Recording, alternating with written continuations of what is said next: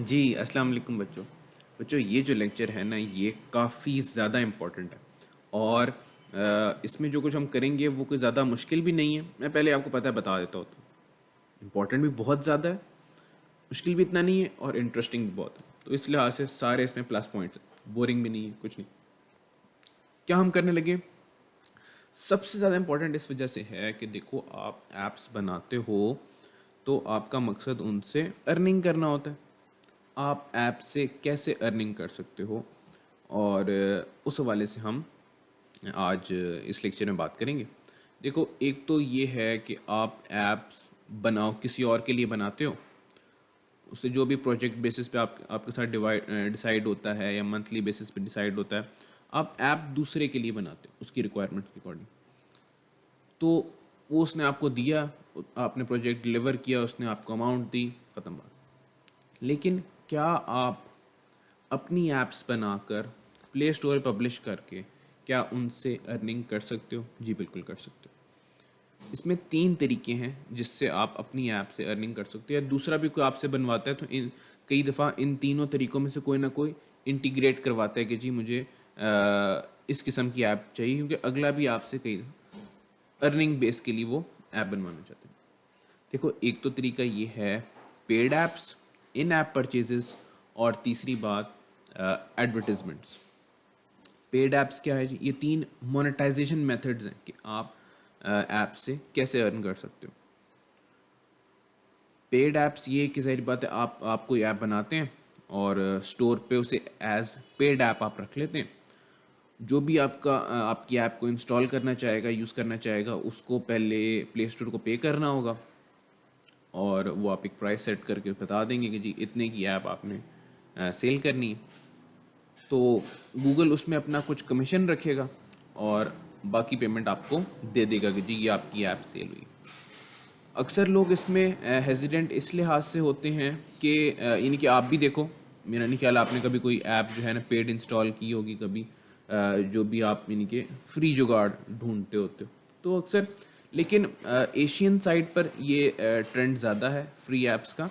लेकिन बाहर जो है ना, अंग्रेज़ ज़्यादा या यूरोपियन साइड या अमेरिकन साइड, वो पेड ऐप ले लेते हैं। बहरहाल दूसरा मेथड है जी इन ऐप परचेज, कि वो जो रिलक्टेंसी है ना, ये पहला जो ऑप्शन है उसका एक किस्म का सोल्यूशन है कि भी आप ऐप जो है ना फ्री इंस्टॉल करवाओ, ताकि यूज़र को थोड़ा सा आप टेस्ट दे सको, ट्रायल दे सको, डेमो दे सको।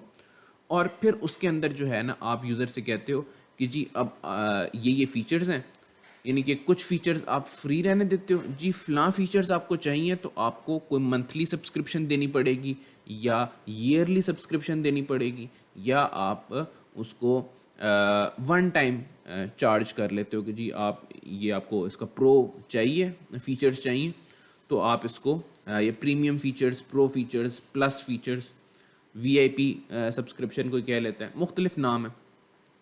तो वो आप पे करेंगे तो आपको ये फीचर्स मिल जाएंगे, नहीं करते तो आपको ये चीज़ें ब्लॉक्ड रहेंगी। जैसे आपने कैम स्कैनर ऐप में देखा हो, कई फीचर्स हैं उसके अंदर वो कहते हैं कि जी इन फीचर्स की ये प्राइस है। तो फ्री भी कुछ मॉड्यूल आप रखते हैं, कुछ फीचर्स आप पेड रखते हैं, वो कहते हैं इन ऐप परचेजेस, कि जी वो परचेज ऐसी होती है जो ऐप के अंदर की जाती है। तीसरी चीज़ है जी, अब देखो इसके अंदर भी यूज़र कई दफ़ा रिलक्टेंट होता है कि यानी कि स्पेशली एशियन, और कि जी इसमें भाई या वो क्रैक्ड ढूंढेगा, वो मॉड एपीके ढूंढेगा, इस तरह से आपको पता है। तो तीसरा जो मेथड है वो इसका फिर सोल्यूशन है, वो ये है कि जी आप जो है ना अपनी ऐप्स में एडवर्टिजमेंट चलाएं। तो एडवर्टिजमेंट चलाने के अगेंस्ट आपको पैसे मिलते हैं। आप अपनी ऐप में कोई फ़र्ज़ करो, यानी कि ऐसे है, अब एडवर्टिजमेंट रियल वर्ल्ड की पहले आपको समझनी होगी। वैसे तो आपने ऐप्स के अंदर एडवर्टिजमेंट देखी होगी, लेकिन एडवर्टिजमेंट के अगेंस्ट पैसे क्यों मिलते हैं, किसी को क्या फ़ायदा होता है, ये आप ज़रा समझो कि एडवर्टिजमेंट का मॉडल जो है वो रियल फिज़िकल वर्ल्ड में कैसे काम करता है। देखो आपने देखे हैं बिल बोर्ड्स होते हैं, ठीक है, बैनर्स लगे होते हैं बाहर डिफरेंट ब्रांड्स के। वो देखो, एक एक कोई कंपनी होती, अब देखो फर्ज करो वो एक बिलबोर्ड है, किसी की जगह पर लगा हुआ है। बाज़ का कोई लोग होते हैं अपने अपने बिल्डिंग की छत पर जगह दे देते हैं, या अक्सर अक्सर ऐसे ही होता है कि बिल्डिंग की दीवार पर जगह दे देते हैं, कोई छत पर जगह दे देते हैं जहाँ पर वो बिलबोर्ड। अब वो बिलबोर्ड क्या है, वो just a place holder, a space है, एक स्पेस है जहां पर लोग ऐड लगा सकते हैं।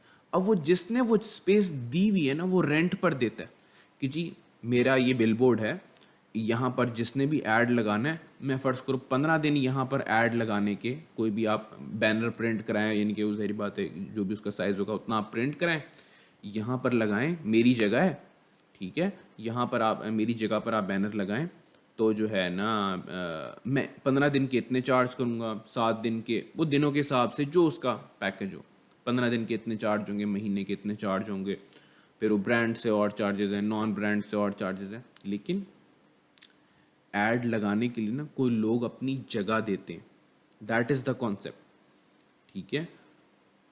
जिसने ऐड लगाना है वो पैसे खर्च करता है, अपना ऐड बनवाता है और ऐड लगवाता है वहाँ पर।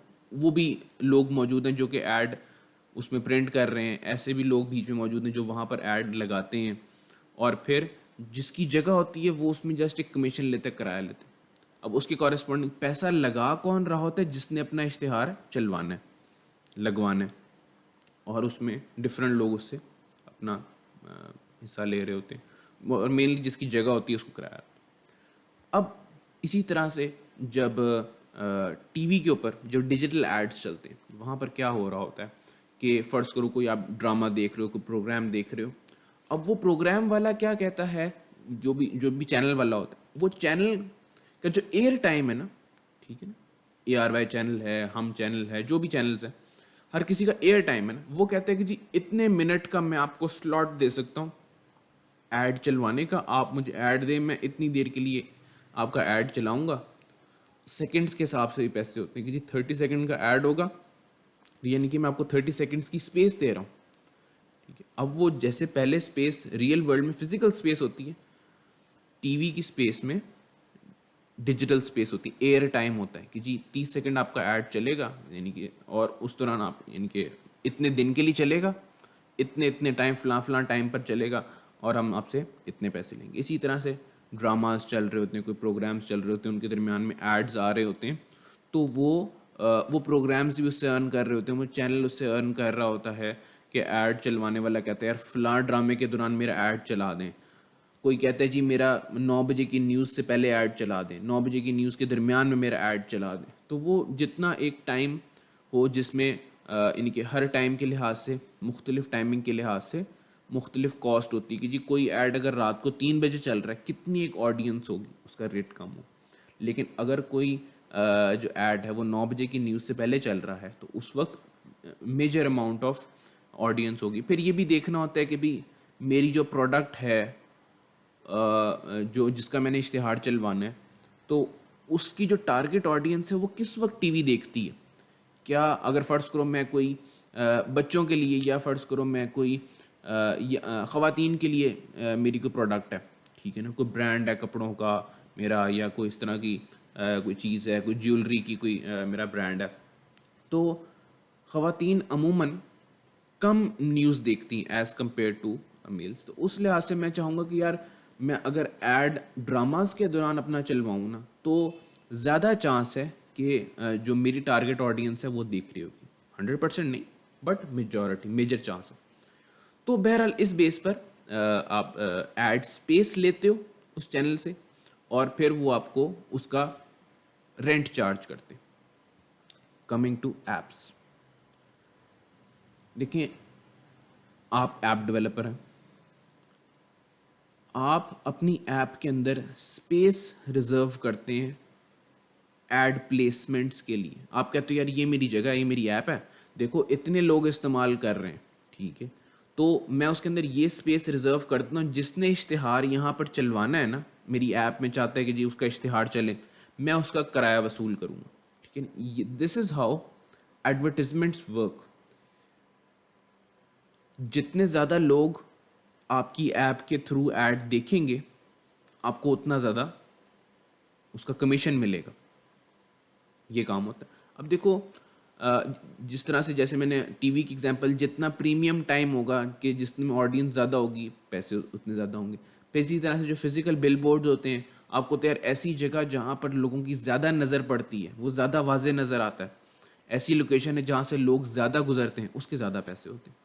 इसी तरह से आपकी ऐप जितनी ज़्यादा इस्तेमाल होती है, जितने ज़्यादा लोग उस ऐड को देखेंगे, आपको उतने ज़्यादा पैसे मिलते जाएंगे। और इसके अंदर पर 1000 व्यूज़, जितने व्यूज़ का हिसाब होता है। लेकिन ओवरऑल कॉन्सेप्ट ये कि अपनी ऐप के अंदर आपको स्पेस रिजर्व कर देते हैं, वहाँ पर एड्स प्लेस होते हैं, जिसने भी ऐड चलवाना होता है वहाँ पर आपका उसका ऐड चल जाता है। आप उसका जितने जितने ज़्यादा लोग आपकी ऐप इस्तेमाल करते हैं, आपको उस हिसाब से किराया मिलता रहता है। ऐसे फिक्स नहीं होता कि जी रोज़ाना का इतना रेंट आप चार्ज करेंगे, भाई जितने लोग देखेंगे उतनी आपकी ऐप की वैल्यू होगी ना। तो ये ओवरऑल कॉन्सेप्ट है एडवर्टिजमेंट्स का। मैंने कहा कि आपको ये इसका थ्योरेटिकली पहले समझा दूं कि यार एड्स होते क्या हैं, एड्स की वजह से क्यों अर्निंग होती है।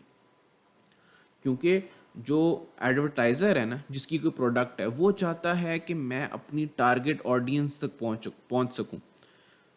वो चाहे, उसे लगता है कि जी मेरी टारगेट ऑडियंस वो है जो ड्रामास देखती है, वो टीवी पर ऐड चलाएगा। वो उसको लगता है कि मेरी टारगेट ऑडियंस यूट्यूब यूज़ करती है और यूट्यूब पर भी फलां कैटेगरी की वीडियोस देखती है, वो यूट्यूब पर ऐड चलाता है। वो देखते हैं यार मेरी ऑडियंस वो है जो फलां ऐप यूज़ करती है, तो उसके अंदर फिर वो एड्स लगवाता है।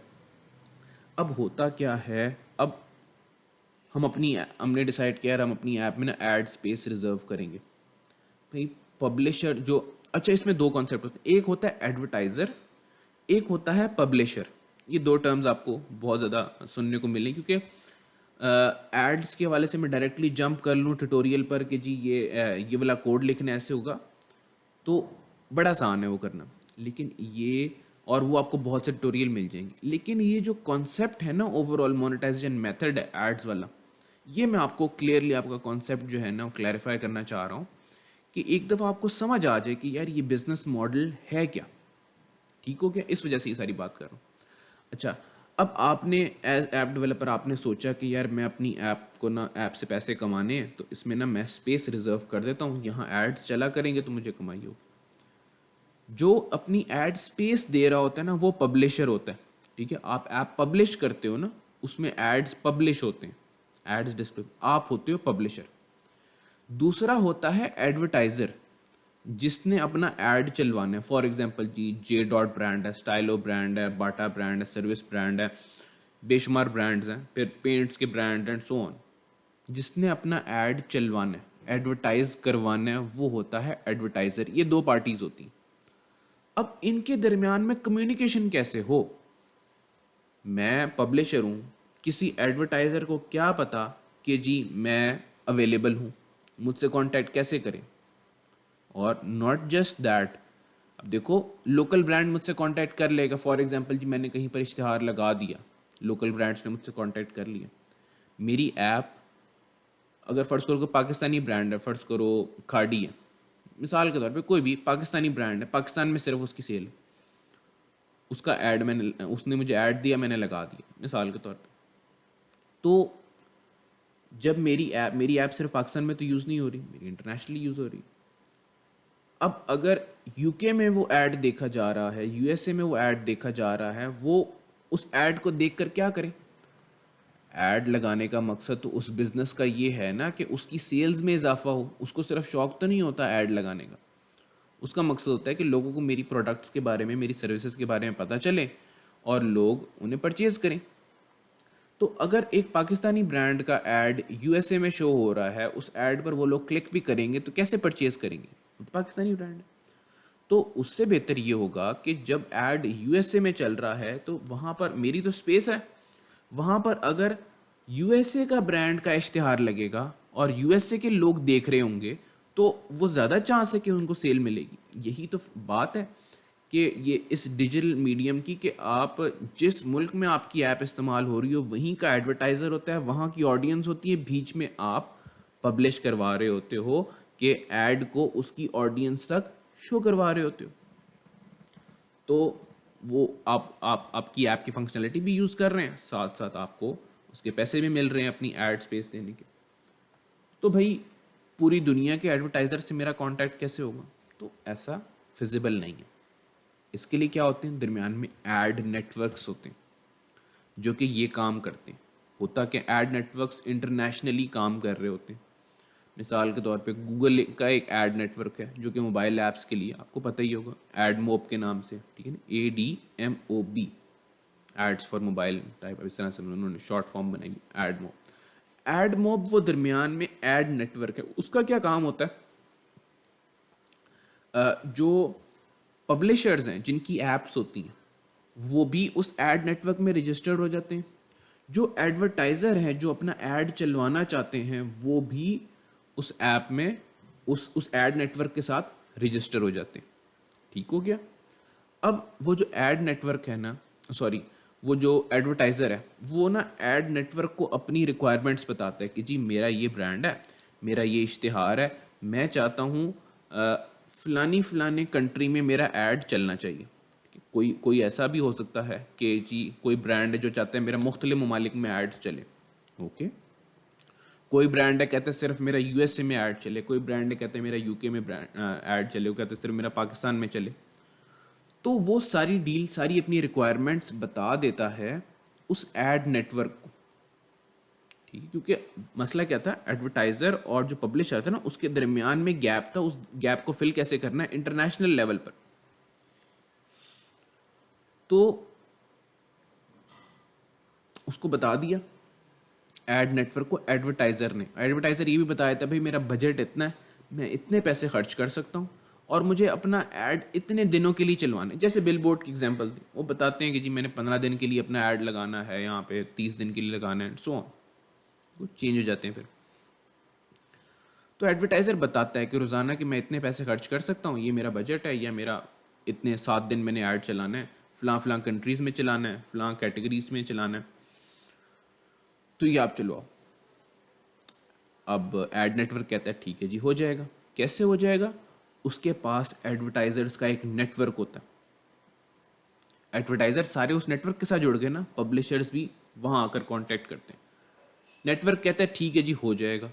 वो ये देखते हैं। अब हम क्या करते हैं एज पब्लिशर्स, हम अपनी ऐप में ना स्पेस जो रिजर्व करते हैं ना वो हम नाम कर देते हैं, या उस एड नेटवर्क को अलाउ कर देते हैं कि भाई ये स्पेस है, ये हमने आपको दी। किसको दी? एड नेटवर्क को दी कि भाई ये स्पेस है, ये हमने आपको दे दी, आपकी मर्जी है, यहाँ जो मर्जी इश्तिहार लगा दो। फिर रियल वर्ल्ड एग्जाम्पल पर आता हूँ। फर्ज करो एक प्रोडक्शन कंपनी है ड्रामास जो बनाती है, उसने बनाए ड्रामा, ठीक है। वो ड्रामा चला जी, फर्ज करो ARY डिजिटल पर चल रहा है। अब उसके अंदर उसने स्पेसेस हो गई कि जी एक ड्रामा के अंदर 3 स्पेसेस हो गई, 4 स्पेसेस होंगे जी, 4 दफ़ा ऐड ब्रेक आएगी। तो ऐड ड्रामा वाले की मर्जी से नहीं चलेगी। ड्रामा वाला पब्लिशर है, वो जो चैनल है ना वो नेटवर्क के तौर पर काम करता है। तो वो कहते हैं जी ठीक है मेरे पास ये स्लॉट्स हैं, मैं जो है ना एडवर्टाइज़र आकर कहते हैं जी मेरा आप ऐड चलाएं, वो जी उस जगह पर ऐड चला देता है। इख्तियार किसके पास आ जाता है? ऐड नेटवर्क के पास, चैनल के पास। Coming back to our example कि जिसके अंदर हम गूगल की बात कर रहे थे। अच्छा, फिर गूगल ने ये देखना है कि जी ठीक है मेरे पास ये ऐप्स रजिस्टर्ड है और हर ऐप ने मुझे अपनी जगह का इख्तियार दिया हुआ है। हम उसको इख्तियार दे देते हैं गूगल को अपनी ऐप में ऐड चलाने का, ठीक है। अब गूगल की मर्जी होती है, उसने जिस मुल्क जो एडवर्टाइज़र की रिक्वायरमेंट होती है ना, किसी एडवर्टाइज़र ने कहा भाई USA में मेरा ऐड चलाओ, उसने देखना है कि जी जो जो ऐप जिस वक्त जब USA में चले, जैसे ही हमारी ऐप चलती है ना तो वो रिक्वेस्ट करती है गूगल को कि भाई ऐप चल पड़ी है, कोई ऐड अवेलेबल है तो दे दो। जब जब ये रिक्वेस्ट जाती है ना गूगल को, ऐड नेटवर्क को, कि भाई if any ad is available give me to display, तो उसके साथ कई पैरामीटर्स जाते हैं। भाई ये इस वक्त टाइम क्या है, किस कंट्री से रिक्वेस्ट जा रही है, और दिन कौन सा है, और यूज़र कौन सा है, उस यूज़र की प्रोफाइल भी काउंट हो रही होती है। भाई ये जो यूज़र है इसका जेंडर क्या है, इसकी एज क्या है, इसके इंटरेस्ट क्या हैं, उसके कॉरेस्पॉन्डिंग अगर उसके पास कोई ऐड मौजूद होता है जो कि एडवर्टाइज़र ने भी उसकी रिक्वायरमेंट्स दी हुई है ना, कि जी फ़र्ज़ करो मेरा ऐड यूएसए में चलाओ सुबह के दोपहर के 12 बजे से लेके रात के 9 बजे तक, और तुमने सिर्फ ख़वातीन को ऐड दिखाना है। ठीक है, मेरा कोई लेडीज़ ब्रांड है, कोई मेरी ज्वेलरी का ब्रांड है, कोई मेरा कॉस्मेटिक्स का ब्रांड है, वो एडवर्टाइज़र ने बता दी। जब मेरी ऐप से रिक्वेस्ट गई और वो उस क्राइटेरिया को फुलफ़िल करती होगी कि जी दोपहर का वो टाइम भी है और एक लेडी मेरी ऐप यूज़ कर रही है और जी उसका इंटरेस्ट भी हो इस चीज़ में, ये भी बड़ी इंपॉर्टेंट बात है। एडवर्टाइज़र कहता है कि जी जिनको ऑनलाइन शॉपिंग में इंटरेस्ट है उनको दिखाओ, जिनको कपड़ों में इंटरेस्ट है उनको मेरा ऐड दिखाओ, जिनको कॉस्मेटिक्स में इंटरेस्ट है उनको मेरा ऐड दिखाओ। हर चीज़ एडवर्टाइज़र बताता है। तो उस क्राइटेरिया को अगर मेरी ऐप से जो गई है रिक्वेस्ट गूगल को वो फुलफ़िल करती होगी तो उसकी कॉरस्पॉन्डिंग ऐड आ जाएगा, हमारी ऐप में शो हो जाएगा। जैसे ही वो ऐड डिस्प्ले होगा हमें उसकी कॉरस्पॉन्डिंग हमारे अकाउंट में पैसे आ जाएंगे। अब वो ज़ाहिर बात है कितने होंगे डिपेंड करता है बहुत सारे फैक्टर्स पर।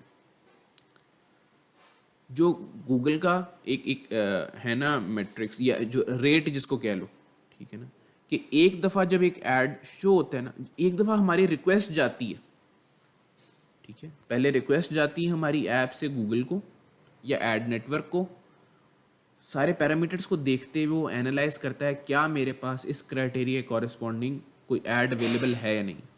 अगर तो ऐड अवेलेबल हो वो ऐड रिटर्न कर देता है। फिर अब यहाँ पर दो टर्म्स, एक चीज़ कहलाती है ऐड रिक्वेस्ट, आपकी ऐप से कितनी रिक्वेस्ट जा रही हैं, उन रिक्वेस्ट में से कितनी रिक्वेस्ट की कॉरेस्पॉन्डिंग ऐड रिटर्न हो रहा है। ज़रूरी नहीं है कि हर रिक्वेस्ट की कॉरेस्पॉन्डिंग ऐड रिटर्न हो। आपको पता है क्राइटेरिया उसका होता है गूगल का, उसकी कॉरेस्पॉन्डिंग वो देखता है मेरे पास ऐड अवेलेबल है या नहीं है, तो लाजमी नहीं हर एक रिक्वेस्ट को फुलफिल किया जाए। इस चीज़ को कहा जाता है फिल रेट, कि कितनी रिक्वेस्ट है। फर्स्ट करो आपकी 1000 रिक्वेस्ट गई हैं और 500 रिक्वेस्ट फिल हुई हैं, इनको कहते हैं ऐड फिल होना, क्योंकि ये टर्म्स आपको आगे जानने को मिलेंगी, इनसे वास्ता पड़े। ऐड फिल होने से क्या मुराद है, रिक्वेस्ट जाती है आपकी ऐप से, रिक्वेस्ट तो हर दफ़ा जाएगी, उसी कॉरेस्पॉन्डिंग अगर ऐड रिटर्न हो इसका मतलब है फिल हुआ है ऐड, या आपकी रिक्वेस्ट मैच हुई है। उसको मैच रेट भी कहते हैं, फिल रेट भी कहते हैं। अच्छा, तो अगर आपकी 1000 रिक्वेस्ट में से 500 रिक्वेस्ट पर ऐड फिल हुआ है तो इट मीन्स 50% आपकी ऐप का फिल रेट है। ओके, ये वेरी करता है दिनों के हिसाब से, एडवर्टाइजर्स के हिसाब से। कोई सीज़न ऐसा होता है जिसमें एडवर्टाइजर्स ज़्यादा होते हैं, कोई सीज़न ऐसा होता है जिसमें एडवर्टाइजर्स कम होते हैं। फिर जैसे क्रिसमस सीज़न आ रहा होता है उसमें और हिसाब होता है, फिर अगर गर्मियाँ आ रही हैं उसमें और हिसाब है, फिर कोई अगर इवेंट आ रहा है दुनिया में, कोई न्यू ईयर आ रहा है, ये ब्लैक फ्राइडे आ रहा है, वो हर चीज़ की दुनिया में चलती रहती है, उस हिसाब से इश्तिहार आते हैं, कभी ज़्यादा कभी कम, कभी फिल रेट ज़्यादा हो जाएगा कभी कम हो जाएगा। अच्छा, फिर अब आपकी ऐप को ऐड रिटर्न हो गया, जब वो यूज़र को शो हो जाता है, यानी कि ऐड का फिल होना और शो होना ये दो अलग अलग चीज़ें। बाज़ का ऐड फिल हो जाता है लेकिन इससे पहले कि यूज़र को वो शो हो, यूज़र किसी और स्क्रीन पर चला गया या यूज़र ऐप से बाहर चला गया या किसी और वजह से यूज़र को ऐड वो नज़र नहीं आया तो वो काउंट नहीं होता। लेकिन जब तक यूज़र को ऐड नज़र नहीं आया वो काउंट नहीं होता। जब एक ऐड डिस्प्ले हो गया, यानी कि पहले रिक्वेस्ट गई, फिर वो फिल हुआ, फिर वो डिस्प्ले हुआ, जब वो डिस्प्ले हो जाता है उसको हम कहते हैं impression. Impression means one impression mean one view. Okay, तो एक दफ़ा ऐड जब शो हो जाता है वो वन इंप्रेशन काउंट होता है। गूगल आपको जो रेट देते हैं, कोई भी ऐड नेटवर्क ना 1000 इंप्रेशंस का रेट देता है। फॉर एग्जांपल, अगर कोई आपको ऐड नेटवर्क कहते हैं जी आज का, और ये भी हर कंट्री में फ़र्क, फॉर एग्जांपल जी इस वक्त यूएसए में, ऐसे आपको एग्जांपल दे रहा हूँ, $2 रेट है पर 1000 व्यूज़ या पर 1000 इम्प्रेशंस, ये कहलाता है CPM, कॉस्ट पर माइल। ये कॉस्ट पर 1000, M है तो माइल का वर्ड होता है, बट इट मीन्स कि अगर आपका ऐड यूएसए में 1000 इम्प्रेशंस होंगे। आपको पता है इम्प्रेशन का क्या मतलब है? आपकी ऐप में अगर 1000 दफ़ा एड्स शो हो गए, नॉट जस्ट रिक्वेस्ट, रिक्वेस्ट हो सकते 3000 दफ़ा हो, रिक्वेस्ट 5000 दफ़ा हो, लेकिन और हो सकता है 5000 में से 2500 दफ़ा आपका फिल हो गया, 3000 दफ़ा फिल हो गया, लेकिन शो उसमें से अगर सिर्फ 1000 दफ़ा हुआ है या 1500 दफ़ा हुआ है तो वो काउंट होगा। तो गूगल जो रेट बताता है ना आपको, वो 1000 व्यूज़ का बताता है कि अगर आपके हर कंट्री का अलग होगा और सारा दिन चेंज भी होता रहता है, तो फिर ओवरऑल आपको एक एवरेज भी शो कर रहा होता है कि जी यूएसए में अगर आपका एड 1000 टाइम्स आज शो होता है तो उसका हम ये रेट दे रहे हैं, $2 दे रहे हैं, 1.5 दे रहे हैं, 1 दे रहे हैं, 3 दे रहे हैं।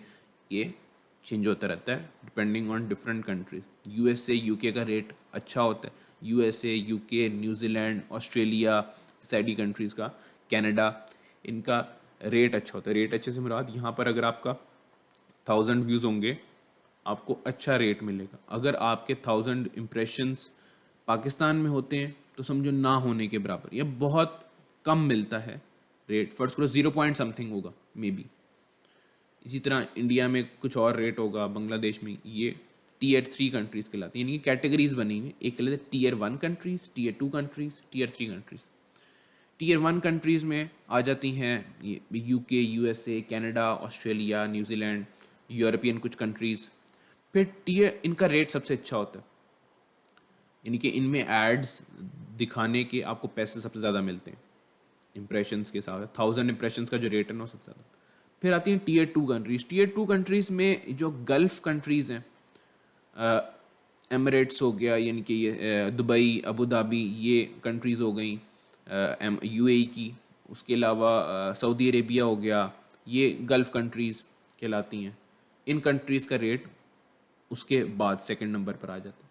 और फिर थर्ड नंबर पर आपको ये जो Tier 3 है उसके अंदर ही Asian countries, Pakistan, India, Bangladesh, इसके अलावा ये साइड पे ईरान और उधर अफ़गानिस्तान, ये मिडल ईस्ट की कंट्रीज़ आप कह लो थोड़ी। ये Tier 2 में कुछ कुछ Tier 2 में आ जाती हैं, कुछ Tier 3 में आ जाती हैं। तो बहरहाल जितना आप नीचे आते जाते हो उतना रेट कम होता जाता है। तो हर एक पब्लिशर का ख्वाब होता है, एक ख्वाहिश होती है कि जी उसकी ऐप ज़्यादा से ज़्यादा Tier 1 कंट्रीज़ में देखी जाए। वहाँ थोड़े इंप्रेशन से भी आप ज़्यादा अर्न कर लेते हो। एशियन कंट्रीज़ में ज़्यादा इंप्रेशन से आप थोड़ा अर्न करते हो क्योंकि रेट थोड़ा है। यहाँ पर आप 1000 दिखाकर फॉर एग्जांपल 0 पॉइंट, बाज़ का बहुत थोड़ा 0.0 समथिंग भी होता है रेट, तो 0.01 है, 0.05 है, इतना भी होता है बाज़ का। तो यहाँ पर बहुत ज़्यादा तादाद में एड्स दिखाकर फिर आपको कुछ मिलता है, जबकि वहाँ पर Tier 1 कंट्री में थोड़े से एड्स दिखाकर भी आपको ज़्यादा मिल जाता है। बहरहाल ये ओवरऑल थ्योरेटिकल कॉन्सेप्ट था कि हाउ डज़ एडवर्टाइजिंग वर्क्स, और इसके अंदर जो कुछ भी पार्टीज़ इन्वॉल्व हैं, पब्लिशर कौन होता है, एडवर्टाइज़र कौन होता है, उसके क्या रोल्स होते हैं, फिर बीच में एड नेटवर्क का क्या रोल होता है। और ये जो एड नेटवर्क है ये भी दरमियान में कमीशन ले रहा होता है अपना, कि उसने एडवर्टाइज़र से पैसे पकड़े, उसमें से कमीशन रखा, और बल्कि ज़्यादा पैसे खुद रख रहा होता है, आपको जस्ट कमीशन दे रहा होता है। कमीशन हमारा होता है, वो जो रेंट है हमारा वो होता है। तो that is how you monetise your apps using ads. तो अक्सर आपको दूसरों की एप्स में एड्स देखना तो बुरा लगता है आपको, लेकिन अब आपकी ख्वाहिश होगी, ज़ाहिरी बात है कि जी अब आप पैसे कमाओ, तो आप ये ऐप्स में एड्स लगा रहे होगे और फिर आपकी ऐप्स के क्रैक निकल रहे होंगे। अभी आप दूसरों की एड फ्री ऐप ढूंढते हो कि यार एड फ्री ऐप मिले, ऐड से जान जाती है, यार क्या फजूल ऐड आते हैं, लेकिन आप खुद भी तो एड्स लगाओगे। तो बस ऐसे ही है। लेकिन मतलब जब जब इस चीज़ में आप आ जाते हो ना, फिर आपको एहसास होता है कि यार देखो डेवलपर की कितनी मेहनत होती है। आप कहोगे यार मेरा हक है पैसे कमाना। तो आफ्टर रियलाइजिंग दिस या after knowing this you realise कि हाँ यार हमें एड फ्री एप्स नहीं ढूंढनी चाहिए, मॉड एप्स नहीं ढूंढनी चाहिए, क्रैक्ड एप्स नहीं ढूंढनी चाहिए। हमें उसको ड्यू क्रेडिट देना चाहिए। डेवलपर का हक है, हम एड्स देखेंगे। तो अब देखो ना, कोई भी खिदमत खल्क के लिए नहीं बैठा हुआ यार, पैसे कमाने होते हैं। आपको अर्न करोगे तो ज़िंदगी गुजारोगे ना। तो ऐसे तो नहीं है कि जो है ना बस आपको हर चीज़ फ्री में मिल जाए। सर्विसेज आपको एंजॉय करना बड़ा अच्छा लगता है, ऐप्स आपको इस्तेमाल करना बड़ा अच्छा लगता है, लेकिन आप पैसे नहीं देना चाहते, लेकिन दूसरों से पैसे लेना चाहते हो। आप चाहते हो कि जी आपने अगर कोई फोटो एडिटर ऐप बनाई है, आपने कोई चैट ऐप बनाई है, बस आप ऐड से भर दोगे। ये भी नहीं करना होता यार, हौसला। मैं ये भी आपको भी बताऊंगा। अब एड्स की इम्प्लीमेंटेशन की तरफ जाएंगे तो हौसले से ऐड शो करते हैं। ये नहीं, लालच नहीं करते कि बस ज़्यादा ज़्यादा एड्स दिखाए जाओ दिखाए जाओ। क्या होगा लालच से? अगला बंदा ऐप अनइंस्टॉल कर देगा।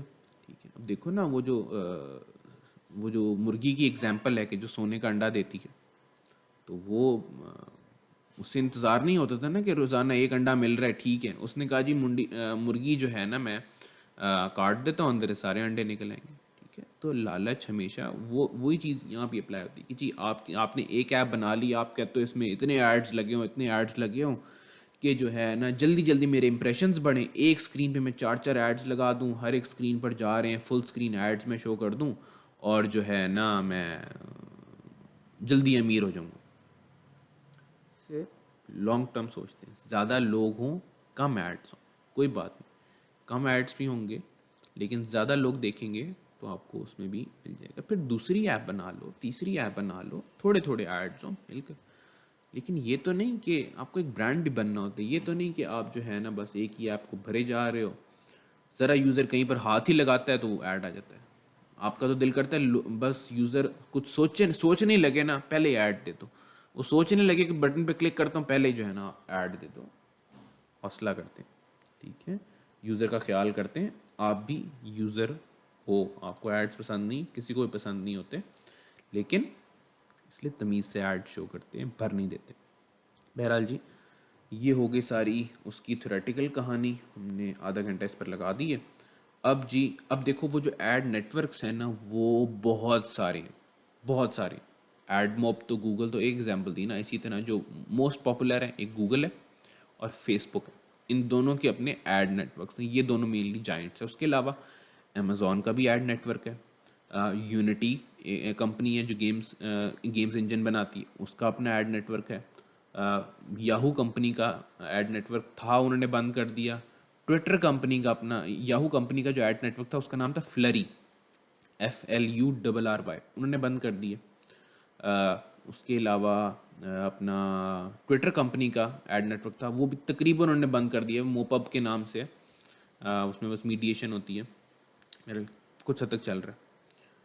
तो उसके अलावा ऐड कॉलोनी हो गया, इतने सारे ऐड नेटवर्क्स हैं, मुझे अभी एकदम ज़रा नाम भूल गए। यहाँ पर देख लेते हैं, मोबाइल ऐड नेटवर्क्स, इतने नाम होते हैं। देखो ऐड कॉलोनी आ गया, यहाँ पर देखें टॉप मोबाइल ऐड नेटवर्क्स दिखते हैं। यहाँ कोई हमें लिस्ट मिल जाए तो दिखाता हूँ।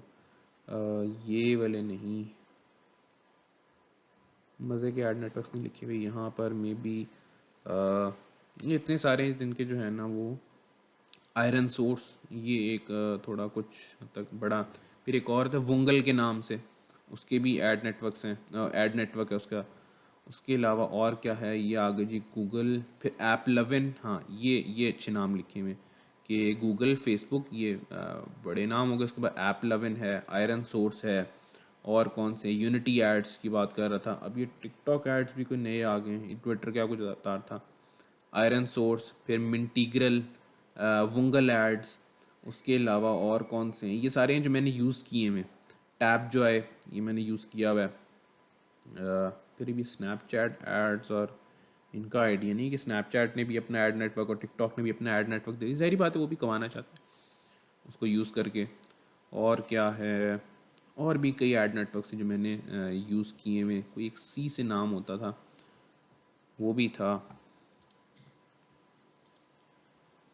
मोनेटाइजेशन में चाह रहा हूँ ज़्यादा से ज़्यादा ऐड नेटवर्क्स के आपको नाम बता सकूँ। इन्होंने कौन से लिखे हुए हैं, ऐड कॉलोनी, चार्ट बूस्ट, ये जो मैं सी से कह रहे थे ना, जैसे चार्ट बूस्ट। फिर ऐप नेक्स्ट पे भी मैंने काम किया हुआ है। गूगल हो गया, इन मोबी पर भी किया हुआ है, इन मोबी। फिर start app, yes, start app को भूल गया, स्टार्ट ऐप पर भी काम किया हुआ है। फिर एयर पुश पर भी काम किया हुआ है। तो ये बहुत सारे ऐड नेटवर्क्स को मैंने यूज़ करके देखा हुआ है। सबका मैकेनिज़्म वही होता है जो मैंने आपको बताया कि एक ऐड नेटवर्क का क्या काम होता है। पब्लिशर्स और एडवर्टाइज़र्स के दरमियान में वो काम करता है। अच्छा, फिर ऐड की कई फॉर्मेट्स होते हैं।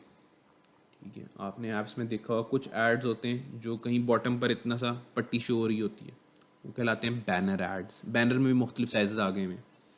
स्मार्ट बैनर्स हैं, नॉर्मल बैनर्स हैं, अडेप्टिव बैनर्स हैं, उसमें भी नेटिव बैनर्स हैं, कई उसमें टाइप्स हैं। बट एक कहीं पर नीचे ऊपर कहीं पर ना, यानी कि आपकी ऐप का मेन कंटेंट भी नज़र आ रहा होता है और कहीं पर नीचे आपने छोटा सा ऐड लगा दिया, वो होता है बैनर ऐड।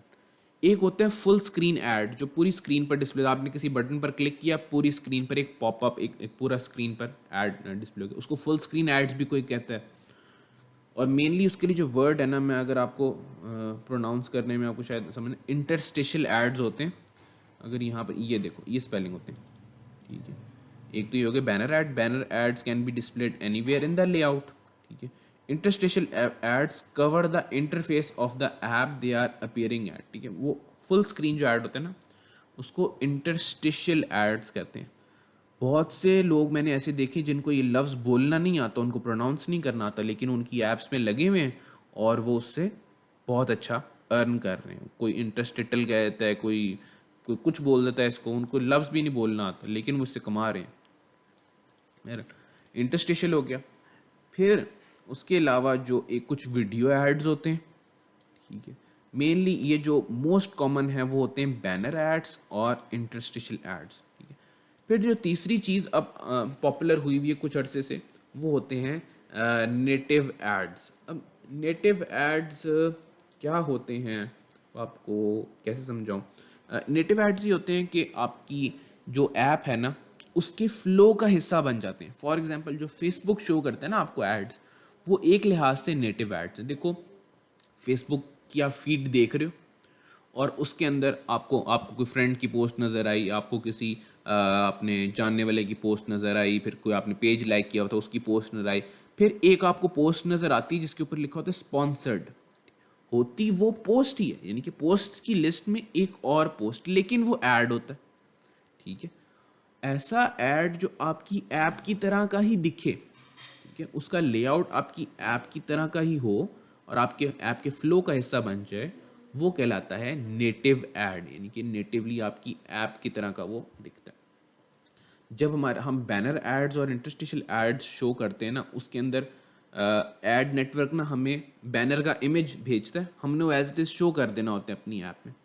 इंटरस्टिशियल एड्स पूरा एज इट इज़ आता है, हम उसको डिस्प्ले करवाते हैं, वो ऐड दिखेगा कैसा इस पर हमारा कंट्रोल नहीं होता।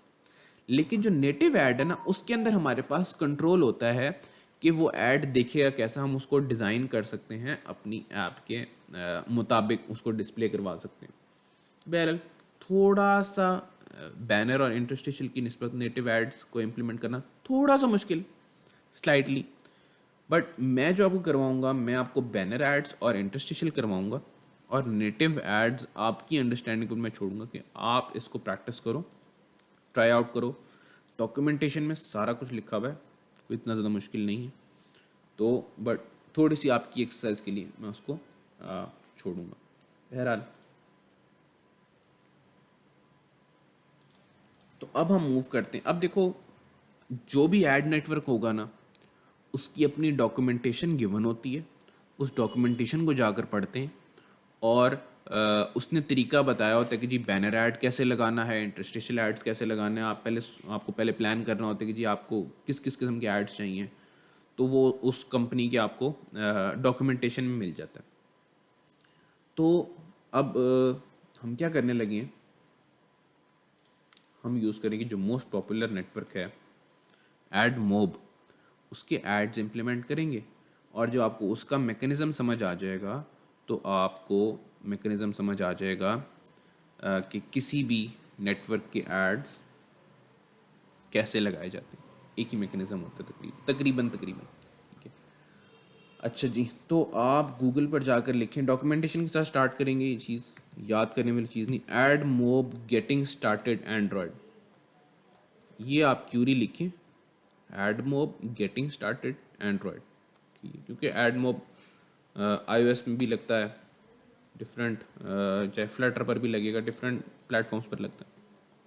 मोस्ट प्रॉब्लम पहला लिंक मिल जाएगा एक get started AdMob for Android, ये वाला जब आपको टाइटल मिले दूसरे तीसरे पहले नंबर जिस पर भी हो उस पर कुछ इस तरह का दिखेगा। ठीक है, तो इसके लिए आपका एक एड मॉब अकाउंट होना भी ज़रूरी होता है, फिर उसमें अर्निंग होती है, लेकिन इसकी इम्प्लीमेंटेशन सीखने के लिए आपको ज़रूरत नहीं है एड मॉब अकाउंट की ना।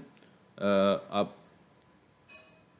ये सारा करने के बाद आप अपना अकाउंट इसमें इंटीग्रेट कर सकते हो।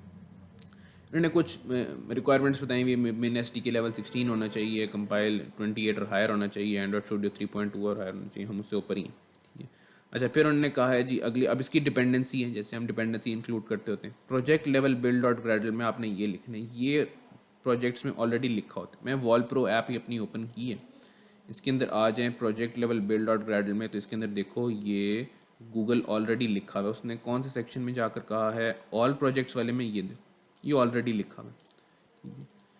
ने मॉड्यूल वाले बिल्ड डॉट ग्रेडल में आ जाएं और इसकी ये डिपेंडेंसी ये कॉपी करनी है, जस्ट ये कॉपी कर ली, ये 19.8.0 वर्जन है। जब भी आपने करनी हो यहाँ आकर दोबारा कॉपी किया करें, इसको सेव नहीं करें ताकि लेटेस्ट वर्जन जो आपको मिल जाए, सिंक नाउ करेंगे। उसके बाद जी मैनिफेस्ट में जो है वो कहते हैं कि जी ये वाला टैग आपने लिखना है, इसको कॉपी कर लें और फिर उसके बाद आ जाएं मैनिफेस्ट में, और मैनिफेस्ट में उसने कहा है कि एप्लीकेशन के टैग के अंदर लिखना है, तो एप्लीकेशन का टैग यहाँ से स्टार्ट हो, यहाँ जाकर मैं इसको लिख रहा हूँ, इसको मैंने सेव किया।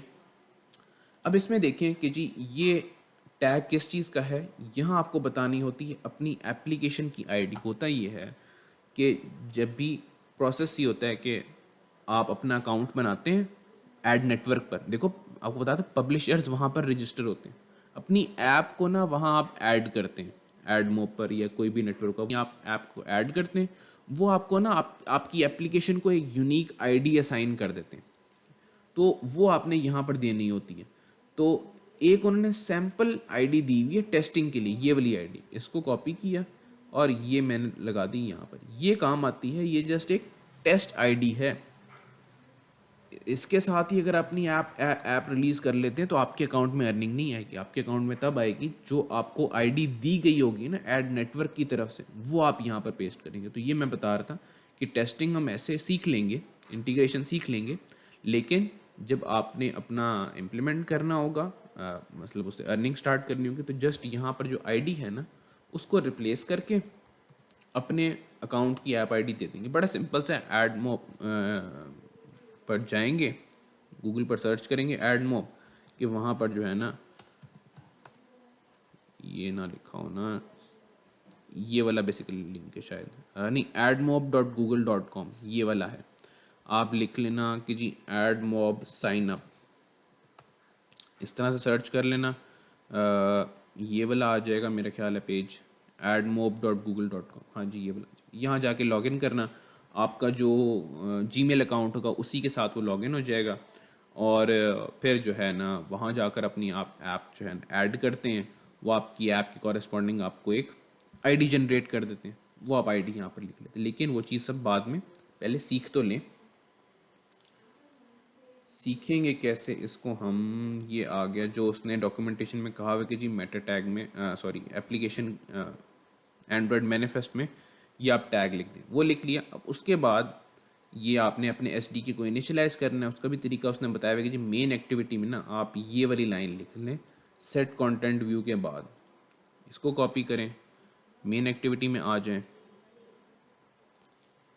और यहाँ पर आकर सिर्फ इसको आपको मेन एक्टिविटी में करने की ज़रूरत है, बाकी किसी एक्टिविटी में करने की ज़रूरत नहीं। जस्ट को पेस्ट किया, ये ऑटोमेटिकली इंपोर्ट करेगा, काम हो गया।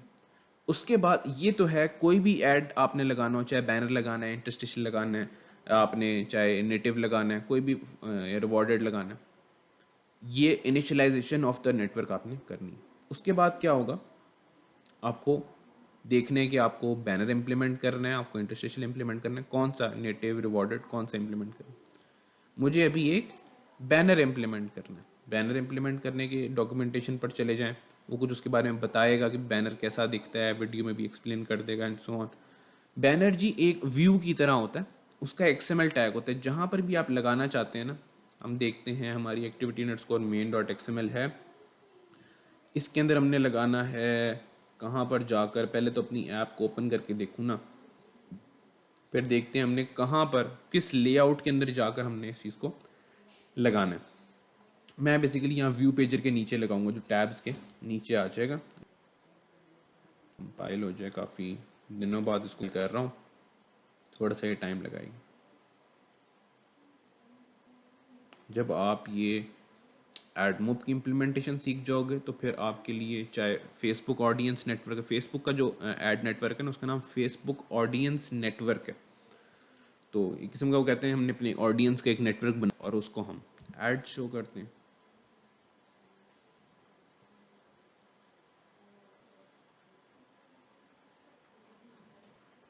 थक गया हुआ है बेचारा, बहरहाल रीस्टार्ट होने वाला है।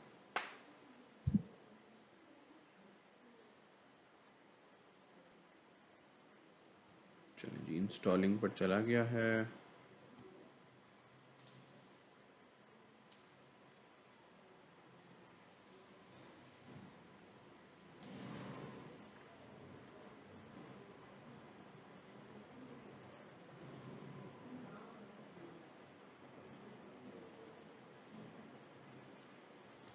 ठीक हो गया, अब देखो ना, एक बार रिवाइज हो जाए कि लगा क्या हुआ है हमारे लेआउट के अंदर। ये एक ऐप बार लेआउट लगा हुआ है, उसके बाद उसके अंदर लगा होगा ये अपना टूल बार लगी होगी, सॉरी टैब लेआउट लगा हुआ है, टैब लेआउट के नीचे है व्यू पेजर, और व्यू पेजर से नीचे यहाँ पर बॉटम पर ना मैं एक लगाना चाहता हूँ बैनर ऐड।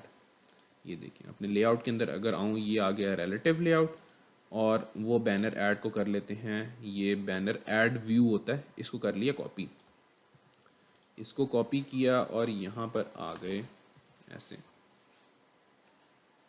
अब इसको आईडी, इसकी आईडी है ऐड व्यू। अब व्यू पेजर को कह देता हूँ, इसको तो कहूँगा नहीं, अलाइन पेरेंट बॉटम ऑलरेडी हुआ है, क्योंकि यूजुअली बैनर ऐड ना बॉटम पर लगाया जाता है। व्यू पेजर को कह दिया अबव ऐड व्यू, तो ये बॉटम पर चला जाएगा। ठीक है, लग तो रहा है कि ये सही हो रहा है। ये देखो यहाँ पर ये ऐड आ गया और सेंटर हॉरिजॉन्टल भी हो गया। विड्थ इसकी बेशक मैच पेरेंट कर लें या रैप कंटेंट, दोनों ठीक है। ओके, अच्छा अब यहाँ पर देखो एक है ऐड यूनिट आईडी, ये भी ऐड यूनिट आईडी जो है ना, ये लगी हुई है सैंपल की, ठीक है, जो यानी कि टेस्टिंग की, इसको हम कहते हैं टेस्ट आईडी कहते हैं। जब आप एड नेटवर्क पर रजिस्टर होते हो ना, वहाँ पर आपको एक तो अपनी ऐप रजिस्टर करनी, एक तो पहले आपको अपना अकाउंट बनाना होता है, फिर अपनी ऐप वहाँ पर ऐड करनी होती है। जब आप वहाँ पे पब्लिशर होते हो ना, आपको एक आईडी असाइन की जाती है जो कहलाती है पब्लिशर आईडी। फिर आप वहाँ पर अपनी ऐप ऐड करते हो, उसको जो आईडी मिलती है वो कहलाती है ऐप आईडी। फिर उसके बाद ना जितने आपको ऐड यूनिट्स शो करने हो ना, चाहे बैनर है, आप कहते हो मेरी 4 स्क्रीन्स पर मुझे बैनर शो करने हैं, या जो है ना यानी कि इंटरस्टिशियल शो करने हैं, तो आप उतने बैनर्स बनाते हो। एक बैनर बनाकर भी ये नहीं है कि आपको 4 स्क्रीन्स पर शो करना है, तो 4 अलग अलग बैनर वहाँ पर रजिस्टर करो। वहाँ आप एक बैनर भी बना सकते हो, हर स्क्रीन के लिए अलग बैनर यूनिट भी बना सकते हो, हम यूजुअली एक ही बना लेते होते हैं। तो वो जो एक वहाँ पर आपको वो कहेगा कि जी कौन से आपने ऐड यूनिट्स बनाने हैं, वहाँ आप जाकर कहोगे मुझे एक बैनर बनाना है, वो एक बैनर की सेटिंग होगी, कहेगा बैनर का कोई नाम रख लो, मैं बैनर 1 नाम रख लेता हूँ या मेन बैनर नाम रख लेता हूँ, कुछ इस तरह से नाम रख देते हैं, कुछ भी आप रख सकते हो। उसकी कॉरेस्पॉन्डिंग ना वो आपको एक आईडी दे देगा जो कि कहलाती है आपकी बैनर यूनिट आईडी कहलाती है, बैनर ऐड यूनिट आईडी, वो आपको यहाँ लगानी होती है, ठीक है। तो और अगली चीज़ यानी कि ऐप आईडी आपने देख लिया मैनिफेस्ट में लगती है, फिर बैनर की आईडी यहाँ पर लगती है, फिर जब इंटरस्टेशल आएगा उसकी भी आईडी आपको दिखाऊंगा कि कहाँ पर जाकर लगती है। अच्छा, बहरहाल ये देख लें कि इसकी आईडी जो है ये ऐड व्यू है। फिर अब ये जो ऐड व्यू है ना, ये जस्ट स्पेस है। अब कहा था हमने स्पेस रिजर्व कर दी गूगल के नाम की, गूगल के हवाले से हमने स्पेस रिजर्व कर दी। अब हमारी ऐप से रिक्वेस्ट जानी है गूगल को कि भाई if there is any ad available send it to me. Okay, वो रिक्वेस्ट जो है ना वो जाती है जावा में, उसका भी जो कोड है वो यहाँ पर डॉक्यूमेंटेशन में गिवन है। नेक्स्ट स्टेप में अगर आप देखें, यहाँ उसने वो ऐड साइज़ और ऐड यूनिट के वाले से बताया हुआ है। हाँ, ऐड साइज़ का मैं बताना भूल गया। ये देखो ऐड साइज़, मैंने कहा था बैनर के भी मुख्तलिफ साइज़ आए हैं, यहाँ लिखा हुआ है बैनर, ठीक है, ये एक साइज़ है। इसी तरह से एक साइज़ है smart underscore banner, smart underscore banner, ठीक है। ये देखो ये थोड़ा सा उससे बड़ा साइज़ होता है और डिवाइस टू डिवाइस ना ये थोड़ा सा वेरी करता है। ये अगर आप, ये उन्होंने बैनर साइज सेक्शन दिया हुआ है बिलो फॉर डिटेल्स, यहाँ पर ना ये मुख्तलिफ sizes, banner, large banner, medium rectangle, full banner, leader board और स्मार्ट बैनर, इसके इनके साइजेस भी यहाँ पर लिखे हुए हैं कि कौन सा साइज़। ये जो फुल बैनर और लीडर बोर्ड है ना ये टैबलेट्स के लिए हैं, ठीक है। और फिर ये स्मार्ट बैनर किस पर्पज़ के लिए है, फिर ये जो है ना अडेप्टिव बैनर होता है। तो ये मुख्तलिफ साइज, आमतौर पर बैनर या स्मार्ट बैनर यूज़ किया जाता है एडमोब के साथ। अच्छा, कमिंग बैक टू दिस, ये साइज़ के वाले से आपको बता दिया। अब जावा के अंदर इसको जो रिक्वेस्ट करवानी है ना टू प्रोवाइड, ये वाला कोड नहीं यूज़ करना, कोड यूज़ करना है ये वाला, दिस वन, ठीक है। ये देखो जहाँ पर आपने इनिशियलाइज करवाया हुआ था ना ऐड नेटवर्क को, आप एक बनाएंगे वेरिएबल ऐड व्यू का, जैसे आप कोई आम व्यू का बनाते हैं। ये आपको इस तरह से दिखाए तो खुद से लिख, कॉपी पेस्ट नहीं करता। मेन एक्टिविटी में आ गए प्राइवेट ऐड व्यू और ये आ गया ऐड व्यू, फिर इसको इंपोर्ट हो गया। उसके बाद ad view is equal to find view by ID r.id.add view. Android studio के नखरे ना। अच्छा, फिर उसके बाद आप क्या करते हो, कोड ने क्या दिया हुआ है, ठीक है, ऐड रिक्वेस्ट बनाते हो। ऐड रिक्वेस्ट ने पहले बिल्डर बनाया है, मैं चाह रही हूँ कि बहुत सारे नेटवर्क्स के साथ काम करना होता है, ठीक है। जस्ट 2 लाइंस हैं, ऐड रिक्वेस्ट, ये आ गई जी, ad request is equal to new ad request dot builder, ठीक है, और डॉट बिल्ड, बस जी। Ad view dot load ad request, ठीक है। पहले आपने वो स्पेस को फाइंड किया, फिर आपने एक रिक्वेस्ट बनाई और ऐड व्यू को कहा कि जी लोड कर दो ऐड इस रिक्वेस्ट के कॉरेस्पॉन्डिंग, बस ये सिंपल सा काम है जी, कमाइयाँ शुरू। इतना भी आसान नहीं है। वैसे कह रहे हो कि जी इम्प्लीमेंटेशन बैनर की हो गई। अब देखते हैं कि अच्छा ये जो होता है ना टेस्ट जो आईडीज़ हैं लगाने का फ़ायदा क्या होता है, हमेशा आपको टेस्ट आईडी साथ टेस्ट करना चाहिए, यानी कि इम्प्लीमेंटेशन सारी आप टेस्ट के साथ करें। मैनिफेस्ट में जो ऐप आईडी है वो भी टेस्ट वाली लगी हुई है, बैनर की जो आईडी लगी है वो भी सैम्पल आईडी कहलाती है, टेस्ट आईडी कहलाती है।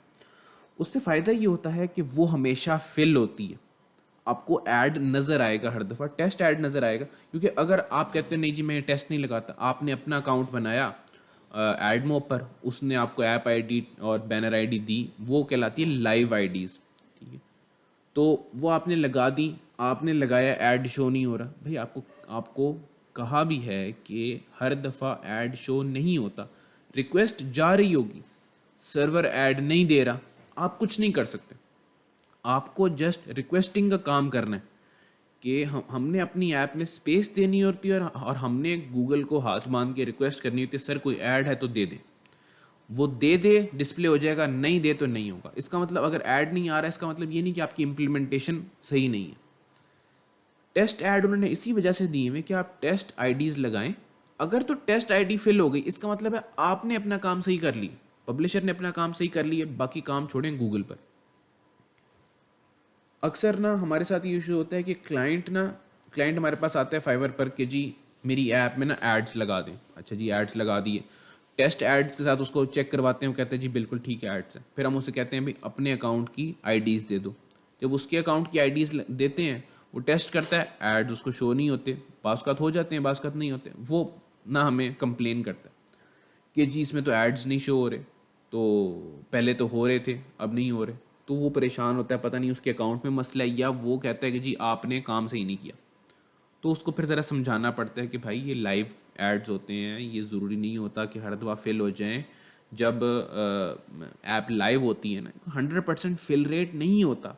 ये गूगल ने देखना है कि एडवर्टाइज भी जिस रिक्वेस्ट आ रही है वो कौन सी डिवाइस से आ रही है, कौन सा यूज़र है, उसके इंटरेस्ट क्या है, मुल्क कौन सा है, टाइम कौन सा है, हर चीज़ उसने देखनी है। फिर जाकर उसने ऐड देना है। फिर अकाउंट भी नया अकाउंट बना होता है, बास का अप्रूव नहीं हुआ होता, तब ऐड नहीं शो हो रहे होते, 100 मसले होते हैं। तो हमने अपनी इम्प्लीमेंटेशन को टेस्ट करना है और वो टेस्ट ऐड के साथ टेस्ट करें। बहरहाल ऐप रन हो चुकी है, इसको हम देखते हैं, ऐड नहीं शो हुआ, फिर दोबारा भी रन करके देखते हैं और इधर भी चेक कर लेते हैं कि इधर हमें क्या आ रहा है।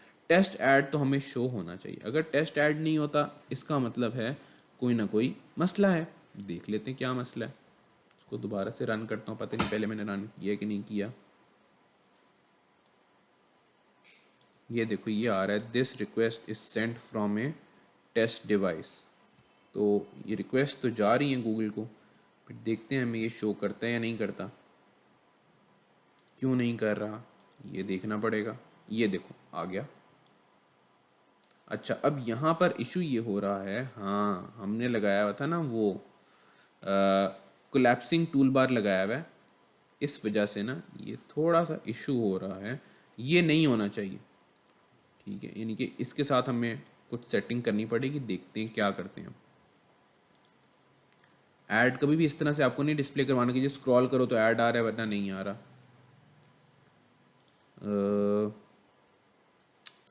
एक और काम करते हैं, इसको यहाँ से हटाता हूँ और में ये इसके ऊपर लगा हुआ है ना लेआउट बिहेवियर। अगर मैं इसको लगा देता हूँ बॉटम पर, या क्या करूँ, क्या ये शो होगा या नहीं होगा। लेकिन कोऑर्डिनेटर लेआउट है ना, एक और चीज़ ट्राई कर लेता हूँ। एक तो ये ना कि जो स्क्रॉलिंग इफेक्ट है मैं कर दूँ उससे भी सॉल्व हो जाएगा, लेकिन अगर स्क्रॉलिंग के साथ रखना है तो कैसे रखना होगा। ओरिएंटेशन वर्टिकल, और इसको मैंने यहाँ पर डाला रिलेटिव लेआउट को, और फिर उसके नीचे मैंने ये रखा ऐड व्यू और इसको कह दिया अबव, ख़त्म कर दिया। और देखते हैं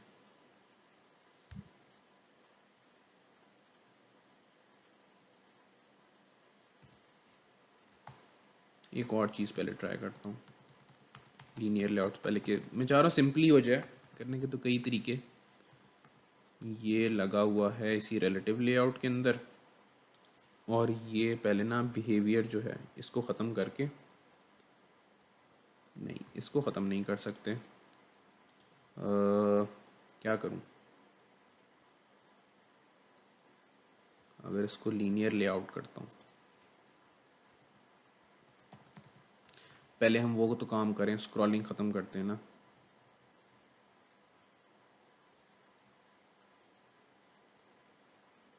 ये आ गया जी लेआउट स्क्रॉल फ्लैग्स। इसको ख़त्म करके देखते हैं कि क्या अब हमारा काम होता है या नहीं होता। और फिलहाल अगर उससे होता है उसको करके फिर आगे बाद में इसको रिजॉल्व करते हैं।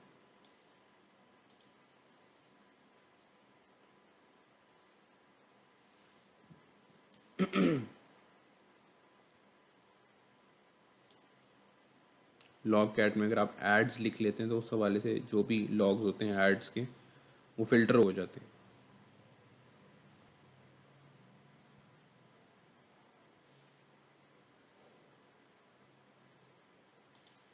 ये देखिए जी ऐड आ रहे हैं ना, ऊपर लिखा हुआ है ना test AdMob has a YouTube tab for tutorial and so on. इस तरह से आपको ये दिखा देगा। ये लग गया जी बैनर। अब मैं आपको बैनर देखो, ये लेफ्ट एंड राइट साइड पे यहाँ पर स्पेस आ रहा है। मैं आपको स्मार्ट बैनर लगा कर दिखाता हूँ। स्मार्ट अंडरस्कोर बैनर,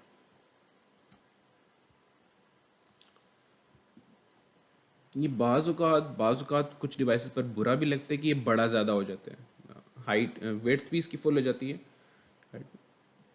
उसकी कॉरस्पॉन्डिंग फिर हम अडेप्टिव बैनर्स को भी देखते हैं। अडेप्टिव बैनर्स मैं आप पर छोड़ूंगा, ज़्यादा मुश्किल नहीं है, छोटा सा कोड है, उसके अंदर कॉपी पेस्ट करते हैं, अडेप्टिव हो जाता है। ये देखो, ये आ गया। मुझे पहले ऐड आ रहा था वो था 320 बाई 50 पिक्सल का, ये ऐड आ रहा है 468, वेट में भी 320 से 468 हो गया। 50 की बजाय हाइट जो है अब 60 पिक्सल की होगी, और ये भी डिवाइस टू डिवाइस वेरी करेगा। अपनी रियल डिवाइस पर आप टेस्ट करोगे आपको नज़र आएगा ये बड़ा हो गया है कुछ, ये यहाँ पर भी प्रीव्यू में दिखा रहा है। बहरहाल जी, इतनी सी बात है, ऐसे परेशान होते हो कि पता नहीं एड्स कैसे इंप्लीमेंट होंगे। अगली चीज़ है, ये बैनर लग गया। अब आपके ऊपर है कि फ़र्ज़ करो इसका जो डिटेल स्क्रीन है उसके ऊपर भी आप बैनर लगाना चाहते हो, यहाँ पर नीचे बैनर लगाना है या ऊपर लगाना है, जहाँ पर ये अपने लेआउट के अंदर ऐड व्यू का टैग लगाओगे और फिर उसके साथ जो है ना उसको जावा कोड में फेच करके ये 3 लाइनें लिखनी होती हैं, एक फाइंड व्यू बाय आईडी और दूसरा ये रिक्वेस्ट और लोड की। जस्ट आप करते हो, लोड ऐड की रिक्वेस्ट चली जाती है, ऐड फिल हो गया तो आ जाएगा, ना हुआ तो ना सही, कोई बात नहीं, अल्लाह की मर्ज़ी, गूगल की मर्ज़ी। चलो जी, यहाँ से हम आ जाते हैं। अब एक और चीज़ है कि जी इसके क्लिक पर फॉर एग्जांपल मैं चाहता हूँ कि फुल स्क्रीन ऐड हो जाए, बल्कि इसके क्लिक पर नहीं, क्योंकि बहुत ज़्यादा हो जाएगा कि हर एक वॉलपेपर पर यूज़र क्लिक कर रहा है और पहले उसको ऐड शो हो रहा है फिर वॉलपेपर शो हो रहा है, तो that would not be a good approach. User कहेगा यार जब वॉलपेपर पर क्लिक करो ऐड, जब वॉलपेपर पर क्लिक करो ऐड, तो दिस नॉट गुड अप्रोच। आप क्या कर सकते हो, यानी कि यूज़र को कुछ दो तो सही, इतना आप यूज़र का फ़ायदा नहीं कर रहे जितना आप उससे खींच रहे हो। तो यूज़र कहेगा यार छोड़ो परे, इस ऐप को जो है ना तंग बहुत करती है। फर्स्ट करो सेट एज वॉलपेपर का जो बटन है ना, इसके क्लिक पर जैसे ही वॉलपेपर सेट हो जाए मैं ऐड लोड करा लूँ, ठीक हो गया। वॉलपेपर डाउनलोड करने पर मैं फुल स्क्रीन ऐड शो करा दूँ, set as wallpaper full screen show करा दूँ। वो फुल स्क्रीन ऐड जो होता है वो होता है इंटरस्टिशियल ऐड। यहाँ से मैं बैक करता हूँ, इंटरस्टिशियल ऐड की डॉक्यूमेंटेशन पर आपको ले जाता हूँ और वहाँ से फिर उसको इम्प्लीमेंट कर लेते हैं। इन बैक जाना है,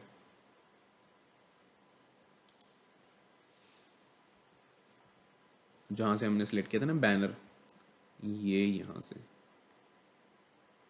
इम्प्लीमेंट एंड इंटरस्टिशियल। इंटरस्टिशियल का ये सीन होता है कि जी एक्सएमएल में इसका कुछ नहीं करना होता, सारा का सारा काम इसका जावा के अंदर होता है। जावा में इसके दो स्टेप्स होते हैं, एक होता है ऐड को लोड करवाना और दूसरा होता है ऐड को शो करवाना। ये दोनों काम हमने करने होते हैं, एक्सएमएल का कोई काम नहीं होता। अच्छा, अब देखिए इसको मैंने किया, सिलेक्ट कर लिया कि एक तो इसका वेरिएबल बनेगा, मैं बल्कि कॉपी किए बगैर आपको दिखा देता हूँ कौन सी है जी, वॉलपेपर डिटेल एक्टिविटी। इसके अंदर आप जाकर ना ऑब्जेक्ट बनाएं, प्राइवेट इंटरस्टिशियल ऐड, ये आ गया और इसका ये बन गया वेरिएबल, ठीक है। अब मैं ये करता होता हूँ कि ना दो फंक्शंस बना लेता हूँ, प्राइवेट वॉइड लोड इंटरस्टिशियल और प्राइवेट वॉइड शो इंटरस्टिशियल। बल्कि शो छोड़ो, फंक्शन से आपको काम नहीं करवाता, फिर ज़रा कंफ्यूज हो जाओगे, सिंपल सिंपल काम करवाता हूँ। फिर जब हो गए ना ये आईडीज़ हो गए सारे,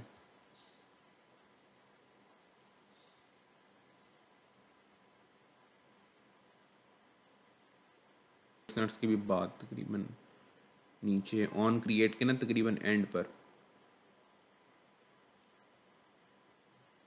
ये आ गया, interstitial ad is equal to new interstitial ad, ऐसे बनेगा शो, नहीं यार ऐसे तो नहीं बनता होता। इसके अंदर देखूं क्या कह रहा है,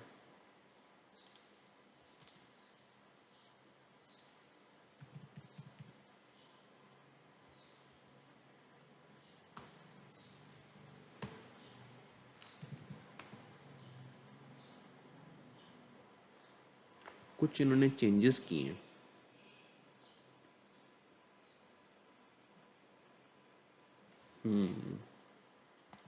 इंटरस्टेशियल ऐड का ऑब्जेक्ट बनाते वक्त अब डॉक्यूमेंटेशन में डेप्रिकेटेड कोड लिखा हुआ है। इंटरस्टेशियल ऐड की जब तो और काम करता हूँ तो अब स्लो हो रहा है।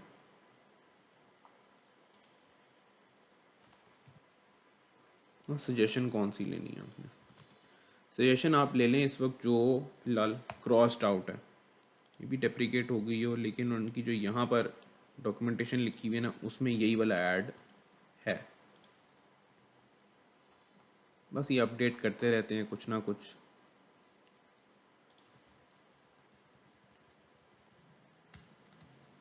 फिर प्रीवियस चीज़ों को डेप्रिकेट कर देते हैं।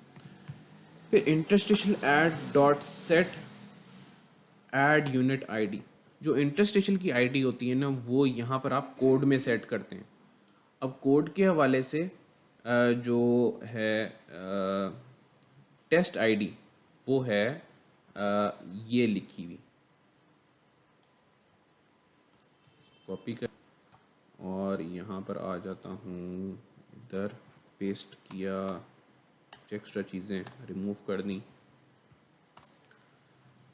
और फिर इंटरस्टेशियल ऐड डॉट लोड, बल्कि वही ऐड रिक्वेस्ट क्रिएट करें। XML नहीं होगा, सिर्फ ये होगा ऐड रिक्वेस्ट, ये वाली करके देखूँ, is equal to new ad request dot builder dot builder है, नहीं है, देखते हैं।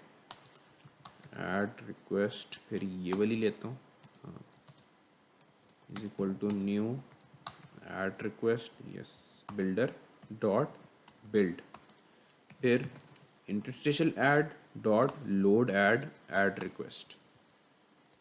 बस ये हो गया।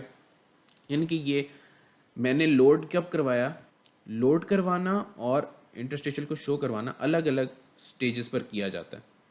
यानी कि जैसे ही ये डिटेल स्क्रीन पर आया ना, मैं इंटरस्टेशियल को लोड करवाने की रिक्वेस्ट भेज रहा हूँ, इस उम्मीद पर कि शायद शो करवाना पड़ जाए। ठीक है, तो उसको आप पहले से लोड करके रखते हो, शो आप ज़रूरत पड़ने पर करते हो। जैसे मैंने कहा पहले भी, आपको मैं उसका थ्योरेटिकल कॉन्सेप्ट समझा रहा था, हो सकता है ऐड आपने लोड किया, ऐड फिल भी हो गया, लेकिन हमने ये कहा कि जी वॉलपेपर जब सेट करेगा तब ऐड शो करवाएंगे, तो ऐड शो नहीं हुआ। तो जब आप अपने एडमोब अकाउंट में जाके स्टैट्स देखेंगे ना, वहाँ ये शो हो रहा होगा कि जी इतने हज़ार ऐड रिक्वेस्ट गई, उसमें से फर्ज करो 1000 ऐड रिक्वेस्ट गई, उसमें से 600 700 फिल हो गए, 700 फिल हो गई, लेकिन ऐड इम्प्रेशंस कितने आए, 200। ठीक है, तो उसका मतलब ये होगा कि जो आपने एक्शन सेट किया था कि यार वॉलपेपर सेट करने पर ये ऐड शो करना है, वो पूरा नहीं हुआ। ऐड आ गया लेकिन शो नहीं हुआ। तो इसलिए मैं कहता फ़र्क होता है, ऐड का आना अलग बात है, लोड हो जाता है मेमोरी में, लेकिन किसी भी एल्गोरिदम की वजह से हम शो नहीं करते। जो भी हमने सोचा था कि जी जब ये वाला एक्शन करेगा तब हम इसको शो करेंगे, तो वो नहीं भी हुआ। तो अब ये आपने सोचना होता है कि जी आपने ऐड कब शो करवाना है। आप चाहते हो कि जी जब भी ये ओपन हो तो शो हो जाए, ओके, आपकी मर्ज़ी, वो भी मैं वैसे करवा दूंगा, अभी करवा देता हूँ। लेकिन किसी एक्शन पर करवाना है तो उसके लिए लाजमी नहीं है कि ऐड हमेशा इम्प्रेशन उसका काउंट हो। अच्छा, फिर हमने क्या करना है, ये जो है ना सेट वॉलपेपर का बटन IB, ये BTN सेट वॉलपेपर, इसके अंदर जैसे ही हुआ ना ये वॉलपेपर सेट सक्सेसफुली का टोस्ट आया, उसके फ़ौरन बाद चेक करें, चेक ये करना है कि क्या हमारे पास ऐड लोड हुआ भी हुआ है कि नहीं। कैसे चेक करेंगे, if interstitial ad is loaded, ठीक है, और इससे पहले एक और चेक लगा लें, वैसे ठीक है लेकिन लगाना देना चाहिए, if interstitial ad not equal to null and interstitial ad is loaded, null भी ना हो और लोड भी हो चुका हो, तो क्या करो, interstitial ad dot show, show या show dot show, Facebook audience network में शो ऐड का फंक्शन है, इस वजह से। अगर ऐड आया तो, नहीं आया हुआ तो अल्लाह की मर्जी, नहीं आया तो कोई बात नहीं, ठीक है ना। तो ये करना होता है।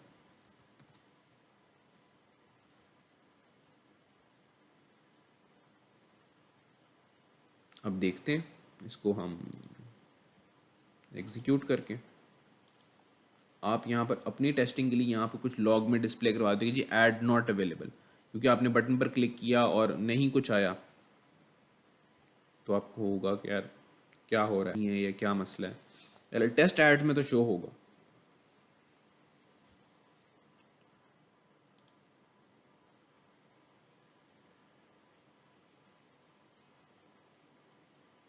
अभी मेरा करंट वॉलपेपर क्या है, अच्छा ये वाला है डिफ़ॉल्ट। अब ये जी इस पर क्लिक किया, सेट एज वॉलपेपर किया और देखते हैं ऐड आता है या नहीं आता है, या क्या होता है। वॉलपेपर सेट सक्सेसफुली, और ऐड नहीं आया इसका मतलब है नहीं अवेलेबल। साथ हम टोस्ट डिस्प्ले करवा देते हैं, else toast add not available, ताकि हमें एटलीस्ट, जैसे मैं कह रहा था ना, कंफर्मेशन हो जाएगी कि भाई ऐड नहीं अवेलेबल।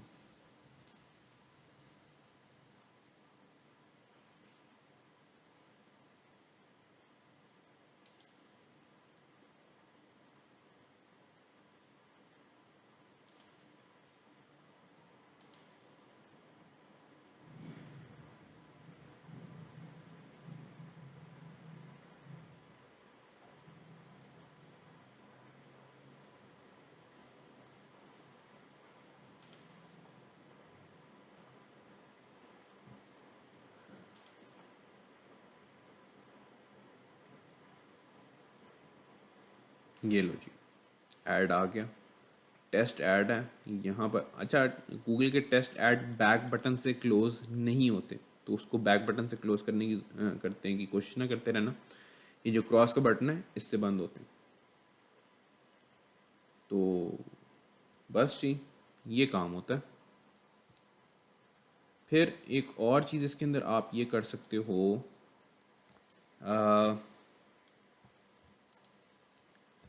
कि अभी रहने दो, आगे चलते हैं। असल में आप ये कर सकते हो कि if it is not available, ठीक है ना, ऐड नॉट अवेलेबल, तो यहाँ पर आप कह सकते हो कि लोड इट अगेन, ठीक है ना। मैं कमेंट लिख रहा हूँ कि यहाँ से आप दोबारा लोड करवा सकते हो। इस वजह से मैं क्या करता होता हूँ, वो जो लोड करने का जो कोड है ना, 3-4 लाइन्स हैं, उसको मैं रखता हूँ एक अलहदा फंक्शन के अंदर, और उसको मुख्तलिफ जगहों से कॉल कर लेता हूँ कि if it is not available तब भी लोड करवा दिया। उसके अलावा अगर वो शो हो गया उसके बाद आप उसे दोबारा शो कराना चाहते हैं, यानी कि दोबारा लोड करना चाहते हैं, तो भी दोबारा कर सकें। मैं अब ये चीज़ लिखता हूँ, मैंने कहा पहले कर दिया तो चाहिए आप कंफ्यूज ना हो जाओ। प्राइवेट वॉइड लोड इंटरस्टिशियल, इसके अंदर ये वाला कोड लिखता हूँ, ये आ गया, और मेन के अंदर मैंने कॉल कर दिया लोड इंटरस्टिशियल। फिर जब अवेलेबल ना हुआ, किधर लिखा था नॉट अवेलेबल, ये रहा, तो यहाँ कह देते हैं फिर से कोशिश कर लो लोड इंटरस्टिशियल करने की, लेकिन एहतियात से देख लिया करो कि अब देखो ना, बहुत चीज़ों का ख्याल रखना पड़ता है। यहाँ मुझे दोबारा लोड करवाना भी चाहिए या नहीं करवाना। सेट वॉलपेपर कॉल किया, देखो ना हो रहा है, वॉलपेपर सेट हो गया। उस वक्त हमने चेक किया भाई ऐड अवेलेबल है तो शो कर दो, नहीं है तो अगर हमने कहा दोबारा लोड करो, कितने चांसेस हैं कि यूज़र इस एक्टिविटी में होगा। यूज़र तो सेट वॉलपेपर करके वापस चला गया होगा। अगर ऐड लोड भी हो गया तब भी शो तो दोबारा होना नहीं। हाँ, कब दोबारा शो होने का चांस है, अगर मैंने डाउनलोड के क्लिक पर चेक लगाया हुआ है कि if it is available then show, तो कितने चांस है कि यूज़र ने अगर सेट किया है तो उसके बाद उसको डाउनलोड भी करेगा। यूजुअली वो उसको यूज़ कर लिया, सेट कर लिया, ओके बैक चला जाएगा। तो इस लिहाज से अगर आपकी ऐप से बहुत ज़्यादा रिक्वेस्ट जा रही हैं लोड करने की ऐड मोब को, और वो ऐड ज़ाया हो जाता है, वो ऐड शो नहीं होता। ठीक है ना, क्योंकि आपने लगाया ऐसी जगह पर हुआ है कि आप बार बार रिक्वेस्ट तो कर लेते हो, लेकिन यूज़र वहाँ से बैक हो जाता है, यूज़र वहाँ से चला जाता है, तो शो नहीं हो पाता। तो गूगल को ना ज़रा शक होता है कि जी आप बार बार ऐड क्यों रिक्वेस्ट करवा रहे हो। वो आपका जो इम्प्रेशन रेट है, आपकी फ़र्ज़ करो 10,000 एड्स आपने रिक्वेस्ट करवाए हैं और उसमें से शो आपने सिर्फ 100 की हैं, मिसाल के तौर पे, इनके अगर काफ़ी लो हो या 1000 है, तो वो कहते हैं कि अगर इवन 1000 भी हैं, सिर्फ 10% एड्स आप शो करवा रहे हो, इट इज़ नॉट गुड। तो वो आपके अकाउंट पर कोई इशू भी आता है, उसको वो उसके बॉट्स होते हैं वो उसको एज स्पैम काउंट कर लें। तो इसलिए आज ये सारी चीज़ें आपको मैं बता रहा हूँ कि सोचा करो कि यार कहाँ पर ये करना है। नहीं ऐड आया, कोई बात नहीं, अल्लाह की मर्ज़ी, ऐसी सिचुएशन में आप नहीं उसको दोबारा लोड करवाओ। यार किस सिचुएशन में दोबारा लोड करवाना चाहिए आपको दिखाता हूँ। फॉर एग्जाम्पल जी, आपने ये एग्जाम्पल थोड़ी सी डिफरेंट इसलिए आज से होगी। फॉर एग्जाम्पल मैं चाहता हूँ जैसे ही बटन पर क्लिक हुआ है ना, ऐड चाहिए, बस जी मैंने सोच ली बहुत ज़्यादा कमाना है, तो जैसे ही इस पर क्लिक हो ना तो ऐड शो करवा दो। अच्छा जी, कर लेते हैं। कैसे होगा? ये कौन सा वाला टैब है? लेटेस्ट फ्रैगमेंट में जाते हैं, लेटेस्ट फ्रैगमेंट, इसमें आ गए, और ये जो अपना आइटम क्लिक लिसनर है किधर है भला? ये रहा। ठीक है, तो जो वॉलपेपर डिटेल को शो करना भी आपको दिखाता हूँ इस चीज़ को कैसे हैंडल किया जाता है। फ्रैगमेंट में आ गए, यहाँ पर आप बनाएंगे वेरिएबल का फंक्शन, प्राइवेट वेरिएबल का फंक्शन नहीं, सॉरी, इंटरस्टिशियल का वेरिएबल, इंटरस्टिशियल ऐड, ये आ गया। फंक्शन बनाता हूँ, प्राइवेट वॉइड लोड इंटरस्टिशियल, ये मैंने यहाँ पर वो कोड लिख दिया। चूँकि ये एक फ्रैगमेंट है तो गेट कॉन्टेक्स्ट से मुझे इसका कॉन्टेक्स्ट मिलेगा। एक और चीज़ यहाँ पर कर ली, अगर फ्रैगमेंट में काम कर रहा है ना, if context not equal to null, फिर आप जो है ना ये एग्जीक्यूट करवाएं, कि ये ना हो ऐड दिखाने के चक्कर में आपकी जो है ना ऐप ही क्रैश करती रहे। ये मैंने लोड का फंक्शन बना लिया। फिर अपने आ जाते हैं फ्रैगमेंट में ऑन व्यू क्रिएटेड के अंदर, और यूजुअली ऐड को ना आखिर में लोड करवाना चाहिए, कि भाई पहले यूज़र को वो तो दिखा दो जो वो देखने आया है, वो ऐड देखने थोड़ी आ रहा है, फिर साथ में जो है ना वो करा दो। अरे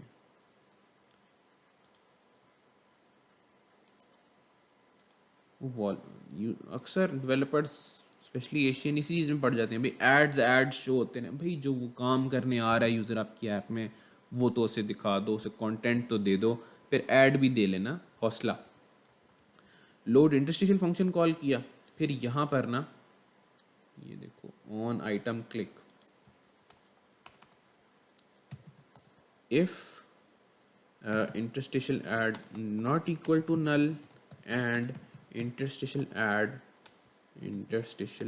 is loaded, तो क्या करो, interstitial add शो करवा दो। अब एक और चीज़ आपको करनी है, भाई शो तो करवा रहे हैं, वॉलपेपर एक्टिविटी कैसे शो होगी? इसका तरीका होता है interstitial add dot set add listener, new add listener. जब आप इनके बताना चाहते हैं कि जब ये अभी ये शो करो, जब ये क्लोज हो ऐड, फिर आपने ये वाली एक्टिविटी करवानी, क्योंकि अब अगर तो वो लोडेड है तो ऐड शो करवाओ। ये कैसे लिखेंगे आप? Set add listener new add listener, ये ऐसे बन जाएगा। आप करली ब्रैकेट्स लगाएंगे यहाँ पे, एंटर, ऑन ऐड क्लोज्ड, जैसे लिखना स्टार्ट करेंगे सजेशन आएगी, ऑन ऐड क्लोज्ड, और ऑन ऐड क्लोज्ड में यहाँ पर आकर आप लिखेंगे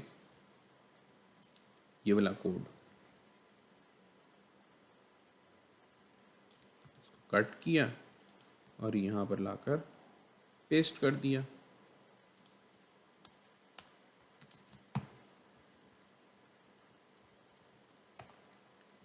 तो अब ऐड शो भी होगा, और जब क्लोज होगा तो आपकी ये एक्टिवेट पड़ेगी। हाँ, अगर ऐड लोडेड नहीं है एल्स, तब भी तो आपको ये एक्टिविटी स्टार्ट करवानी। ये तो नहीं कि जब तक ऐड लोड नहीं होगा, ऐड शो नहीं होगा, मैंने आगे भी नहीं जाने देना।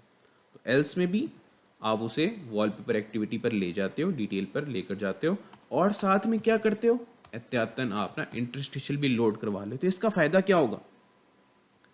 इसका फ़ायदा ये होगा कि यूज़र ने एक वॉलपेपर पर क्लिक किया, ऐड नहीं था, आप उसे डिटेल पर ले गए, यार कोई बात नहीं, लेकिन आपने ऐड दोबारा लोड कर लिया कि यार उस एक्टिविटी से होकर वापस यहीं पर आएगा ना, देखो जी इस पर आगे चला गया, ऐड नहीं था, ठीक है, वापस आया, अब हो सकता है ऐड लोड हो गया हो, बिल फर्ज नहीं भी हुआ, अभी तो मैंने कोड इसको एग्जीक्यूट नहीं किया, बिल फर्ज नहीं भी हुआ, लेकिन वापस तो यहाँ पर आएगा ना।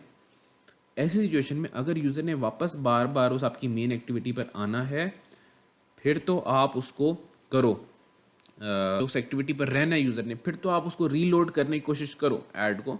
अगर यूज़र ने उस एक्टिविटी से चले जाना है तो फिर आप ऐड की रिक्वेस्ट दोबारा ना भेजो। देखते हैं हमारे पास ऐड लोड होता है या नहीं होता। इस पर क्लिक किया, ऐड शो हो गया क्योंकि अवेलेबल था। जैसे ही ऐड को क्लोज किया तो वॉलपेपर डिटेल एक्टिविटी आ जाएगी। अच्छा, अब इंटरेस्टिंग चीज़ आपको बताऊं, बैक आने पर क्या अब मैं क्लिक करूंगा ऐड होगा अवेलेबल? देखो नहीं अवेलेबल। क्यों नहीं अवेलेबल? कि हमने ऐड को रीलोड किया ही नहीं। यानी कि समझो बात को, ऐड जब एक दफ़ा शो हो जाता है ना, वो ख़त्म हो जाता है। दोबारा अगर ऐड शो करना है, आप उसको दोबारा लोड करते हो, तो इस लिहाज से जब ये ऐड क्लोज हो जाए तब भी आपको लोड इंटरस्टिशियल करवाना है। तो अगर ऐड लोड हुआ, शो हो गया, और शो होने के बाद अब रहना है, तो शो होने के बाद भी आप रीलोड करते हो। अगर नहीं अवेलेबल था, यूज़र को आगे ले इस ऐड को रीलोड करने की दोबारा रिक्वेस्ट भेज देते हो।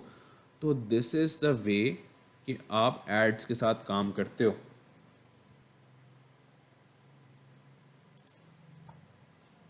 ये चीज़ें, इसमें से कई, ये जो एल्गोरिदम आपको बता रहा हूँ कि ऐड अवेलेबल ना होने पर लोड कब कराना है, कब नहीं कराना है, ये बातें जो है ना डॉक्यूमेंटेशन में नहीं लिखी होती। ये आपका अपना एल्गोरिदम होता है, आपका अपना माइंड होता है। आपने सोचना होता है कि यार मुझे कब ऐड शो कराने हैं, कब नहीं कराने, कब उसको रीलोड कराने की ज़रूरत है, कब नहीं। अब जैसे मैंने ये क्लिक किया, ऐड आया, क्लोज, लेकिन यानी कि क्लोज हुआ, डिटेल पर चला गया, लेकिन पीछे अगले ऐड की रिक्वेस्ट चली गई हुई है।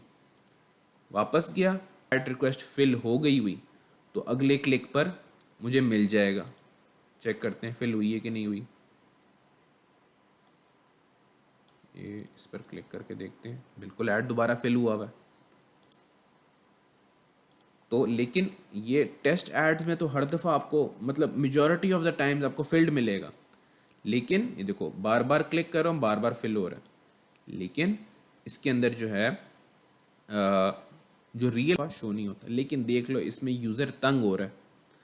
अब इसकी मज़ीद ऑप्टिमाइजेशन क्या होती है, ठीक है, वो भी बता देता हूँ। वैसे मैं सोच रहा था कि ना बताऊँ या आपके अपने एल्गोरिदम पर छोड़ूँ। मज़ीद ऑप्टिमाइजेशन की होती है यार, हर क्लिक पर ना हम शो नहीं कराते। आप ना यूज़र के क्लिक काउंट करना स्टार्ट करते हो। आपका आपका टारगेट होता है अच्छा हर तीसरे क्लिक पर शो करा देते हैं क्योंकि यार यूज़र तंग हो रहा है, या हर पाँचवें क्लिक पर शो करवा देते हैं। यूज़र इससे बहुत तंग होगा अगर आपने हर क्लिक पर शो करवाया। तो आप क्या करते हैं, एक ना क्लिक काउंटर मेंटेन करना स्टार्ट कर देते हैं कि इफ़, यानी कि हर तीसरा क्लिक है ना, if click is equal to या इज़ डिविजिबल बाय 3, पूरा पूरा डिवाइड होता है तो लेकिन डिवाइड बाय 3 से काम नहीं चलेगा। मैं भी आपको करके दिखाता हूँ।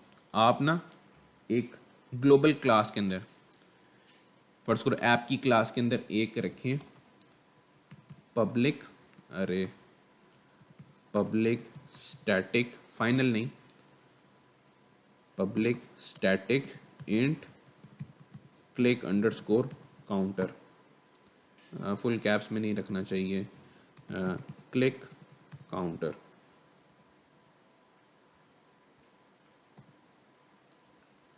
और यहाँ पर कर दिया इस इक्वल टू 0 से इनिशियलाइज कर दिया, public static final int click underscore interval. यहाँ पर आप डिफाइन करेंगे भाई कितने नंबर ऑफ क्लिक्स के बाद आपको ऐड शो करवाना है। फर्स्ट करो मैंने 3 सेट करते कि तीसरे क्लिक पर वन क्लिक हुआ नो ऐड, सेकंड क्लिक हुआ नो ऐड, तीसरा क्लिक हुआ ऐड शो कराना, यानी कि हर 2 के बाद समझ लो। या हर तीसरे क्लिक पर। ये मैंने सेट कर दिया क्योंकि ये वैल्यू एक कांस्टेंट आप स्पेसिफाई कर देते हो, तो ये आ गया क्लिक इंटरवल 3। ये दो वैल्यूज़ डिफाइन कर दी। अब आ जाते हैं वापस अपने लेटेस्ट फ्रैगमेंट के अंदर। यहाँ पर आप चेक करते हो सबसे पहले क्लिक काउंटर की वैल्यू। इफ़ क्लिक ऐसे नहीं, app dot click counter less than और ग्रेटर देन इक्वल टू 3 के 3 या 3 से ज़्यादा हो चुका है, तो इसका मतलब है यहाँ पर ना आप कमेंट्स देते जाए करो, we need to show ad. बल्कि ना ना ना ना ऐसे नहीं, 3 नहीं लगाओगे, ऐप डॉट क्लिक इंटरवल। ये देने का फ़ायदा इसलिए ताकि कल को आपका दिल करे चेंज करने को, तो कोड में यहाँ जाकर ना करना पड़े। जस्ट यहाँ पर अपनी आप जो ऐप क्लास है इससे यहीं पर जाकर इंटरवल चेंज करोगे, जहाँ जहाँ वो इंटरस्टेशनल शो हो रहा होगा हर जगह जाकर चेंज हो जाएगा। यहाँ से आप कंट्रोल कर सकते कि अगर क्लिक इंटरवल के बराबर या उससे ऊपर वैल्यू होगी, we need to show ad. अब शो तो कराना है, लेकिन क्या अवेलेबल भी है या नहीं, तो वो चीज़ को चेक करेंगे। ये वाला जो कोड है ना, बल्कि कॉपी करूँगा फिर कंफ्यूज होंगे। फिर चेक करते हैं, we need to show ad if it is available.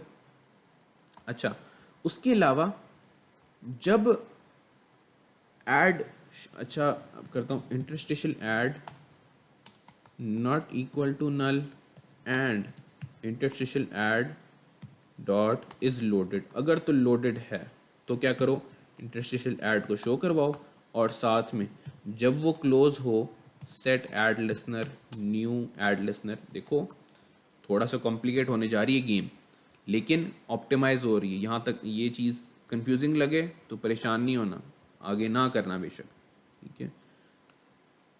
लेकिन फ़ायदा क्या है, एक तो इसमें आपके अपने यूज़र का, उसके अलावा अगर कोई आपके पास क्लाइंट आता है फ्रीलांसिंग में, कोई फाइवर पर क्लाइंट आता है, या कहीं आप जॉब कर रहे हो, वहाँ पर आपके जो एम्प्लॉयर्स हैं कि बॉस हैं, वो आपसे ये रिक्वायरमेंट देते हैं कि जी हर क्लिक पर नहीं चाहिए, क्योंकि ये बड़ी कॉमन रिक्वायरमेंट है। ये कोई ऐसी बात नहीं है कि जी ये कहाँ किसी ने रिक्वायर करना है, हमने अपनी ऐप में ज़रूरत नहीं पड़नी तो क्या ज़रूरत है। ऑन ऐड क्लोज्ड, और इसके अंदर हमसे कई दफ़ा ये क्लाइंट, हम हमारे लिए तो ये रूटीन की बात है, हम तो ये करते रहते हैं ये काउंटर यूज़ करना। तो इससे भी आगे कॉम्प्लेक्स एल्गोरिदम्स जो है ना हमसे रिक्वायर की जाते हैं कि जी ये हो तब ऐड शो करना है, ये हो तब नहीं करना, इस तरह से चलता है। तो इसलिए सारी आपको चीज़ें बता रहा हूँ, यह भी काम आएंगी। अच्छा, अब एक बेशक दिल करे इसको एक पहले फ्लो चार्ट बना के अपने पास प्लान कर लो, क्योंकि इसके अंदर आपके पास जो एल्गोरिदम है ना, वो जब आपके पास होगा फिर आप इस चीज़ को सही इंप्लीमेंट कर सकोगे। कि जी यानी कि होता है ना, फ्लो चार्ट बनाते हैं कि अगर तो अवेलेबल है तो इधर चले जाए, अगर ये काउंट ग्रेटर हो गया तो इधर, लेस हो गया तो इधर, कंडीशंस की बेस पर अपना पूरा आपको फ्लो पता होना चाहिए कैसे चलाना है। अगर तो counter greater than the click count हो गया एंड ऐड जो है अवेलेबल भी है, तो आप क्या करते हो, अपना जो काउंटर है ना उसको रीसेट कर लेते हो, ठीक है, उसको कर देते हो 0। अच्छा, उससे पहले एक और काम सबसे पहले करना होता है, जैसे ही क्लिक हो पहले तो क्लिक काउंटर को बढ़ाओ ना भाई। क्लिक हुआ है, तीसरा क्लिक हुआ है, तो इंक्रीमेंट भी तो हो, पहला क्लिक दूसरा क्लिक, सबसे पहले उसको इंक्रीमेंट करो। इंक्रीमेंट करने के बाद चेक करो क्या अब जो काउंटर है ये हमारे इंटरवल तक पहुंच गया या उससे आगे निकल गया। उससे आगे भी निकलेगा, मैं आपको बताता हूँ, जब ऐड अवेलेबल नहीं होगा। अगर ऐड अवेलेबल हो गया तो शो कराओ और काउंटर को 0 कर दो, ठीक है ना, सही बात है, ताकि ताकि दोबारा से गिनती 1 2 3 शुरू हो जाए ना। 3 पे शो हो गया, okay, then come back to 0, पहला क्लिक दूसरा क्लिक तीसरा click, then come back to 0। हाँ, अगर ऐड अवेलेबल नहीं था, एल्स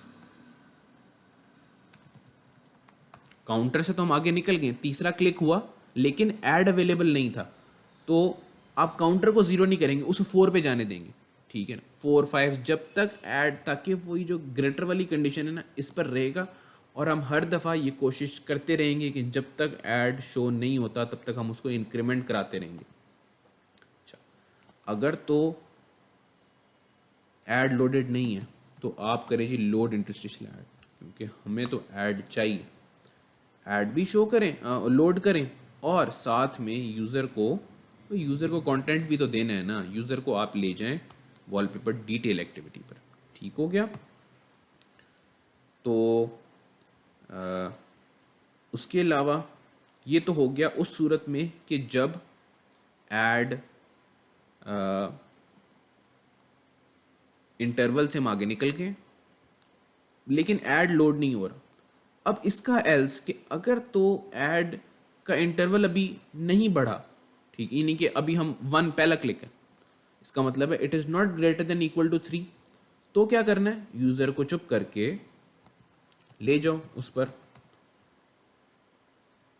वॉलपेपर डिटेल एक्टिविटी, तब तो ऐड नहीं शो करवाना ना, सिंपल उसे डिटेल एक्टिविटी पर शो ले जाओ। तो यहाँ पर एक और चीज़ हम इसको ऑप्टिमाइज़ कर सकते हैं, यहाँ पर हम साथ में ये चेक लगा सकते हैं कि यूज़र को आगे तो लेकर जा रहे हैं लेकिन क्या हमारे पास ऐड तैयार भी है। If interstitial ad equal to null या interstitial ad is not loaded, इसको इधर कर देता हूँ नॉट। अगर लोड नहीं हुआ हुआ ना तो लोड करवा लो। क्यों करवा लो कि यार अभी फर्स्ट करो पहला क्लिक है, इंटरवल तो नहीं क्रॉस हुआ लेकिन होने तो वाला है ना, फ्यूचर में हो सकता है, इस लिहाज से अपना ऐड तो तैयार रखें। बेशक हम यूज़र को शो नहीं करा रहे, यूज़र को शो कराना मकसद नहीं, यूज़र को हम ऐसे ही ले गए, लेकिन अगर लोड नहीं हुआ तो लोड करके रखो। इसका फ़ायदा क्या होगा, देखो हमने 1 पर यूज़र को भेज दिया, 2 पर यूज़र को भेज दिया, और हमने ऐड को चेक नहीं किया, उधर ऐड भी लोडेड नहीं है, उधर हम यूज़र को भी आगे भेजे जा रहे हैं कि हाँ भाई जाओ, अभी अभी आपका टाइम नहीं हुआ ऐड डिस्प्ले करवाने का। तो तीसरे क्लिक पर जब इंटरवल आएगा तो ऐड नहीं होगा। पहले हमने इतनी मुश्किल से, हमें देखो हम यूज़र को थोड़ी फैसिलिटी दे रहे हैं कि यार चलो आपको तीसरे क्लिक पर शो करेंगे, लेकिन इस चीज़ को भी तो इंश्योर करो कि तीसरे क्लिक पर हमारे पास ऐड हो। तीसरे क्लिक पर ऐड शो करने के लिए हमारे पास 2 चांसेस हैं। पहला क्लिक हुआ, ऐड चेक कर लो यार पढ़ा है कि नहीं पढ़ा, क्योंकि वॉलपेपर ऐप है, इसके अंदर यूज़र के ज़्यादा चांसेस है कि वो क्लिक करेगा, उसको डिटेल में देखना चाहेगा। तो अगर पहला क्लिक पर चेक किया कि अगर ऐड पड़ा हुआ है, चलो ठीक है, सुकून, कुछ नहीं, कोई मसला नहीं है, शो तीसरे पर करेंगे। अगर नहीं है तो एहतियातन लोड कर लो, हो सकता है अभी भी लोड करने पर ना लोड हो, दूसरे क्लिक पर चेक करो कि क्या अब ये हमारे पास ऐड पड़ा हुआ है। ठीक है, साथ अपनी इन्वेंट्री पर नजर रखनी कि यार ऐड पड़ा हुआ है, अगर ऐड पड़ा हुआ है चलो शुक्र, आगे जो है ना इसको डिस्प्ले कराने में काम आ जाएगा तीसरे नंबर पर। तो अगर तो, लेकिन फिर भी गारंटी कोई नहीं है, हमारा काम सिर्फ ऐड की रिक्वेस्ट भेजना है, लोड हुआ ना से हम सिर्फ रिक्वेस्ट भेज सकते हैं। तो इस लिहाज से ये उस सूरत में कि इंटरवल नहीं भी पहुंच रहा, ऐड को चेक कर लो। हाँ, ये नहीं कि हर दफ़ा लोड किए जा रहे हो, इस चीज़ का ख्याल रखना। ये नहीं कि पहला क्लिक हुआ आपने ऐड लोड करा दिया, दूसरा क्लिक हुआ फिर ऐड लोड करवा दिया। अब हो सकता है पहले क्लिक पर ही ऐड लोड हो गया हो, दूसरे क्लिक पर आपने फिर ऐड की रिक्वेस्ट भेज दी, पहला वाला ज़ाया हो गया जबकि पहला वाला लोडेड था। हो सकता है दूसरी रिक्वेस्ट पर ऐड आए ही ना, पिछले से भी गए, दूसरे पर ऐड रिक्वेस्ट फिल नहीं हुई तो पिछला भी आपका ज़ाया हो गया। अब तीसरा जब क्लिक हुआ आपके पास ऐड ही नहीं है, तो एक जो किस्मत से लोड हुआ था वो तो ना ज़ाया करो। इस चीज़ को सोच समझ के, ये कोई आम काम नहीं है, सिर्फ ऐसे नहीं कि लोग इसको बड़ा इजी समझते हैं कि यार एड्स की इम्प्लीमेंटेशन ठीक है, जितनी डॉक्यूमेंटेशन में लिखी होती है बस ये 3 लाइनें लिखें ऐड लोड हो गया, ठीक है। लेकिन ये जब इसको थोड़ा सा कॉम्प्लेक्स एल्गोरिदम रिक्वायरमेंट होती है ना, फिर ये आपको ज़रा सोच समझ के काम करना होता है, सिनेरियोस को इमेजिन करना होता है कि यार अगर इस क्लिक पर ऐड आ रहा है तो उसको संभाल के कैसे रखना है। फिर इसके अंदर एड्स एक्सपायर भी हो जाते हैं, वो भी अलग बात है। और गूगल तो कभी मेंशन नहीं करता, लेकिन फेसबुक ऑडियंस नेटवर्क पर मेंशनड होता है कि जी ऐड की एक्सपायरी भी आप चेक करें, वो जिसकी आप डॉक्यूमेंटेशन देखोगे फिर उसकी क्या क्या रिक्वायरमेंट्स आपको तब समझ आएंगे। एक बार फिर अपने एल्गोरिदम को कि अभी तक हमने बनाया क्या है, हमने ये कहा कि सारे केसेस हमने चेक करने, काउंटर इंक्रीमेंट किया, जैसे क्लिक हुआ मिसाल के तौर पे 0 से स्टार्ट होगा, अगर तो इंटरवल से बढ़ गया 3 या 3 प्लस जो भी इंटरवल था, फिर दो ऑप्शन है, आगे दो ब्रांचेस है, या तो ऐड होगा या नहीं होगा। अगर है तो रीसेट करो, ऐड को शो कर दो, हमारा काउंटर रीसेट हो गया, ऐड शो करो, और ऐड के क्लोज होने पर यूज़र को आगे ले जाओ वॉलपेपर डिटेल एक्टिविटी पर, और नया ऐड भी लोड कर दो कि यूज़र जब वापस आए तो अगली बारी के लिए हमारे पास ऐड हो। बेशक फॉरन शो नहीं होगा वो ऐड, तीसरे दोबारा इंटरवल के बाद होगा, लेकिन एहतियातन अगर लोड हो जाता है तो क्या जाता है हमारा, ठीक है, रीलोड कर लो। लेकिन हर दफ़ा बार बार नहीं कि यार ऐड पड़ा भी हुआ है फिर भी लोड करवा रहे हैं। अच्छा, इन केस दूसरी ब्रांच क्या थी कि अभी, अच्छा दूसरी ब्रांच ये कि ऐड नहीं पड़ा हुआ, ठीक है, इंटरवल से आगे तो निकल गए लेकिन ऐड लोडेड नहीं है, तो वॉलपेपर डिटेल एक्टिविटी पर यूज़र को ले जाओ और ऐड लोड कर लो कि यार अगली दफ़ा सही, और रीसेट नहीं करना अपने जो काउंटर है ना उसको। फिर उसके बाद अगली चीज़ ये है कि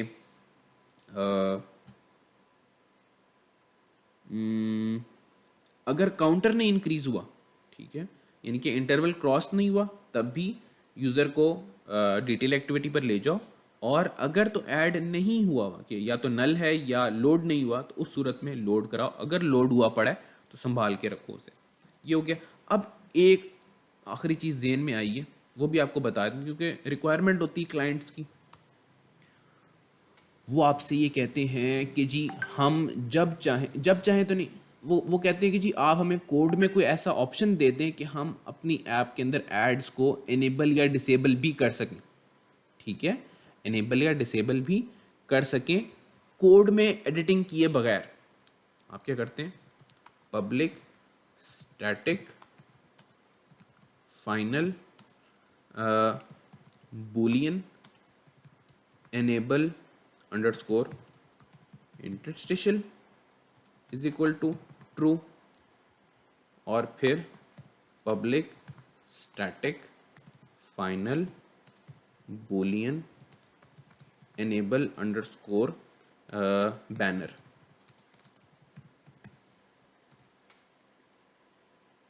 इससे क्या हो, कई दफ़ा क्लाइंट्स ऐसे होते हैं जो खुद भी छोटे मोटे से प्रोग्रामर टाइप होते हैं, वो आपसे ऐप बनवाते हैं और फिर वो चाहते हैं कि यहाँ से बस हम इसको अगर फॉल्स कर दें तो ऐप में इंटरस्टिशियल एड्स आना बंद हो जाए, इसको ट्रू करें तो ऐप में इंटरस्टिशियल एड्स आना शुरू हो जाए। आपका काम क्या होगा, ये आपने यहाँ पर कंट्रोल दिया, आप क्लाइंट से कह दोगे भाई ऐप डॉट जावा फाइल में जाना, वहाँ इसको फॉल्स कर दोगे तो ऐप में एड्स आना, इंटरस्टिशियल एड्स आना बंद हो जाएंगे, इसको फॉल्स करोगे तो ऐप में बैनर एड्स आना बंद हो जाएंगे। अब इस चीज़ को इम्प्लीमेंट कैसे करते हो, कोड में आपने क्या करना होता है, वॉलपेपर डिटेल एक्टिविटी में गए और यहाँ पर जब हुआ ना अपना लेटेस्ट फ्रैगमेंट में आए, सॉरी, जब ये क्लिक हुआ ऑन आइटम क्लिक, ठीक है ना, ऑन आइटम क्लिक के अंदर आप सबसे पहले चेक करो कि भाई एड्स तो हम आगे की कहानी तब होगी कि क्या एड्स इनेबल्ड भी हैं या नहीं है। If app dot enable interstitial ads, ठीक है ना, इनेबल इंटरस्टिशियल है तब ये सारी कहानी हो, ठीक है ना, काउंटर वगैरह सारा कुछ तब अब इस सारे को कट करके मैं इस इफ़ के अंदर रख दूंगा।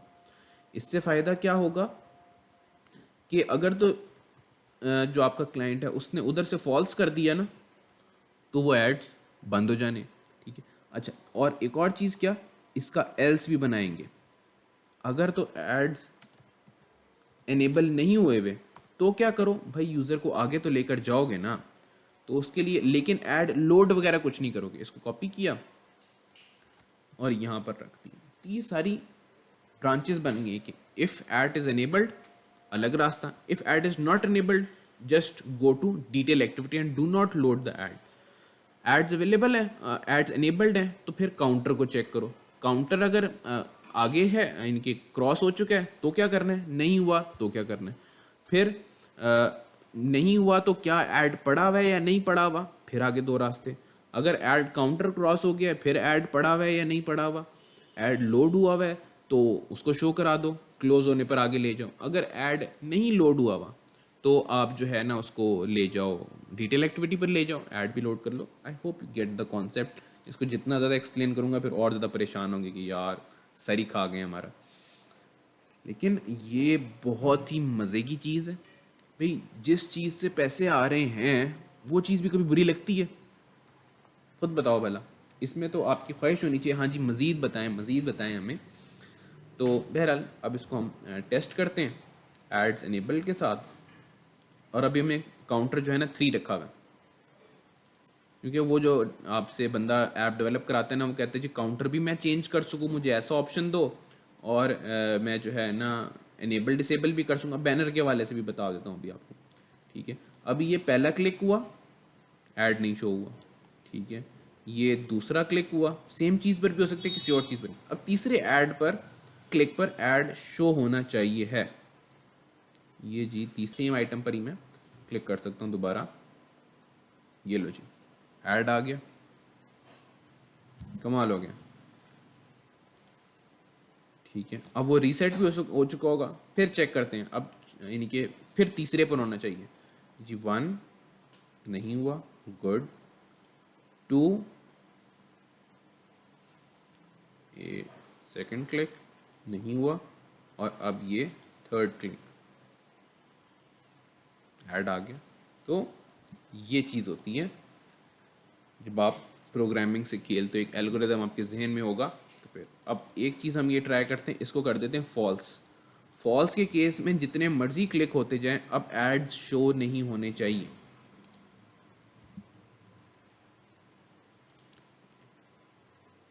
एक और चीज़ भी यहाँ पर ऐड कर दूँ, ये हमने लेटेस्ट फ्रैगमेंट में ना ऑन व्यू क्रिएटेड के एंड पर लोड इंटरस्टेशल कॉल किया होता है। ये भी आपको इसके ऊपर भी चेक लगा लें, if app dot enable underscore interstitial, अगर तो इनेबल है तभी आप लोड कराओ, वरना लोड कराने का फ़ायदा नहीं। शो बेशक हम रिक्वेस्ट को ज़ाया ना करो, ऐसे ही आप गूगल की नज़र में ना आ जाओ कि भाई ये शो तो होते नहीं है, लोड कराई जाता है ना। फिर वो इश्यूज बनते हैं, फिर अकाउंट लोगों के बैन हो जाते हैं, फिर रोते हैं। अब मैं इसमें जितने मर्जी क्लिक करूं, और सिर्फ यही वजह नहीं ऐड बैन होने की, और भी बहुत सारी वजूहत हो सकती हैं अगर आप उनकी टर्म्स एंड कंडीशंस को फॉलो नहीं करते।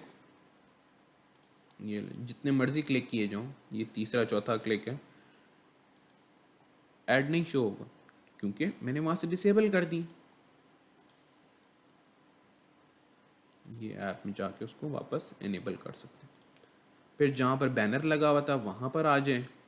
ये वो कोड है, कौन सा वाला, ये वाला कोड है जो कि बैनर ऐड को लोड करते हैं। इसके लिए करें if app dot enable underscore banner, बल्कि ये चीज़ आप करो इधर, ऐड व्यू को फाइंड लाजमी करो। इसकी वजह बताता हूँ। अगर तो बैनर एनेबल्ड है तो उसको आप करो रिक्वेस्ट करवाओ, वरना क्या करो, add view dot set visibility gone, वरना उस ऐड व्यू को ही हाइड कर दो। इस वजह से मैंने ऐड व्यू को फाइंड लाजमी किया। अगर तो एड्स डिसेबल्ड, क्योंकि वो एक्सएमएल में है ना, वो जगह लेगा, मे बी बस का जगह लेता है, ऐड ना भी लोड हुआ वो जगह लेता है।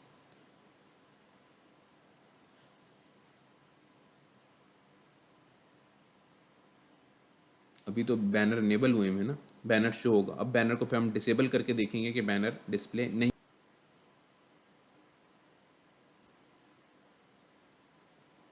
ठीक है जी, बैनर नहीं आ रहा, सॉरी बैनर आ रहा है, ये बैनर आ रहा है। अब इनेबल बैनर को मैं फॉल्स करता हूँ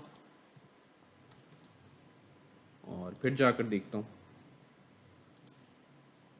कि बैनर अब आता है कि नहीं।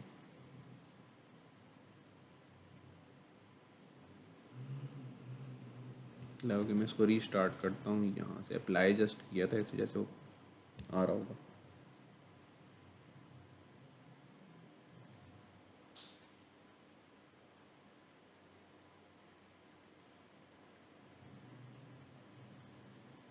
ये अब ये देखिए, अब बैनर नहीं आया, ठीक हो गया। तो ये मैंने आपको तमाम का, तो इसके अंदर गुर होते हैं ना, जो इसके अंदर राज की बातें होती हैं कि ये एड्स को कंट्रोल कैसे करते हैं, क्योंकि क्लाइंट ने सिंपल, अक्सर औकात सिंपल इंटीग्रेशन वो नहीं मांगता एड्स की।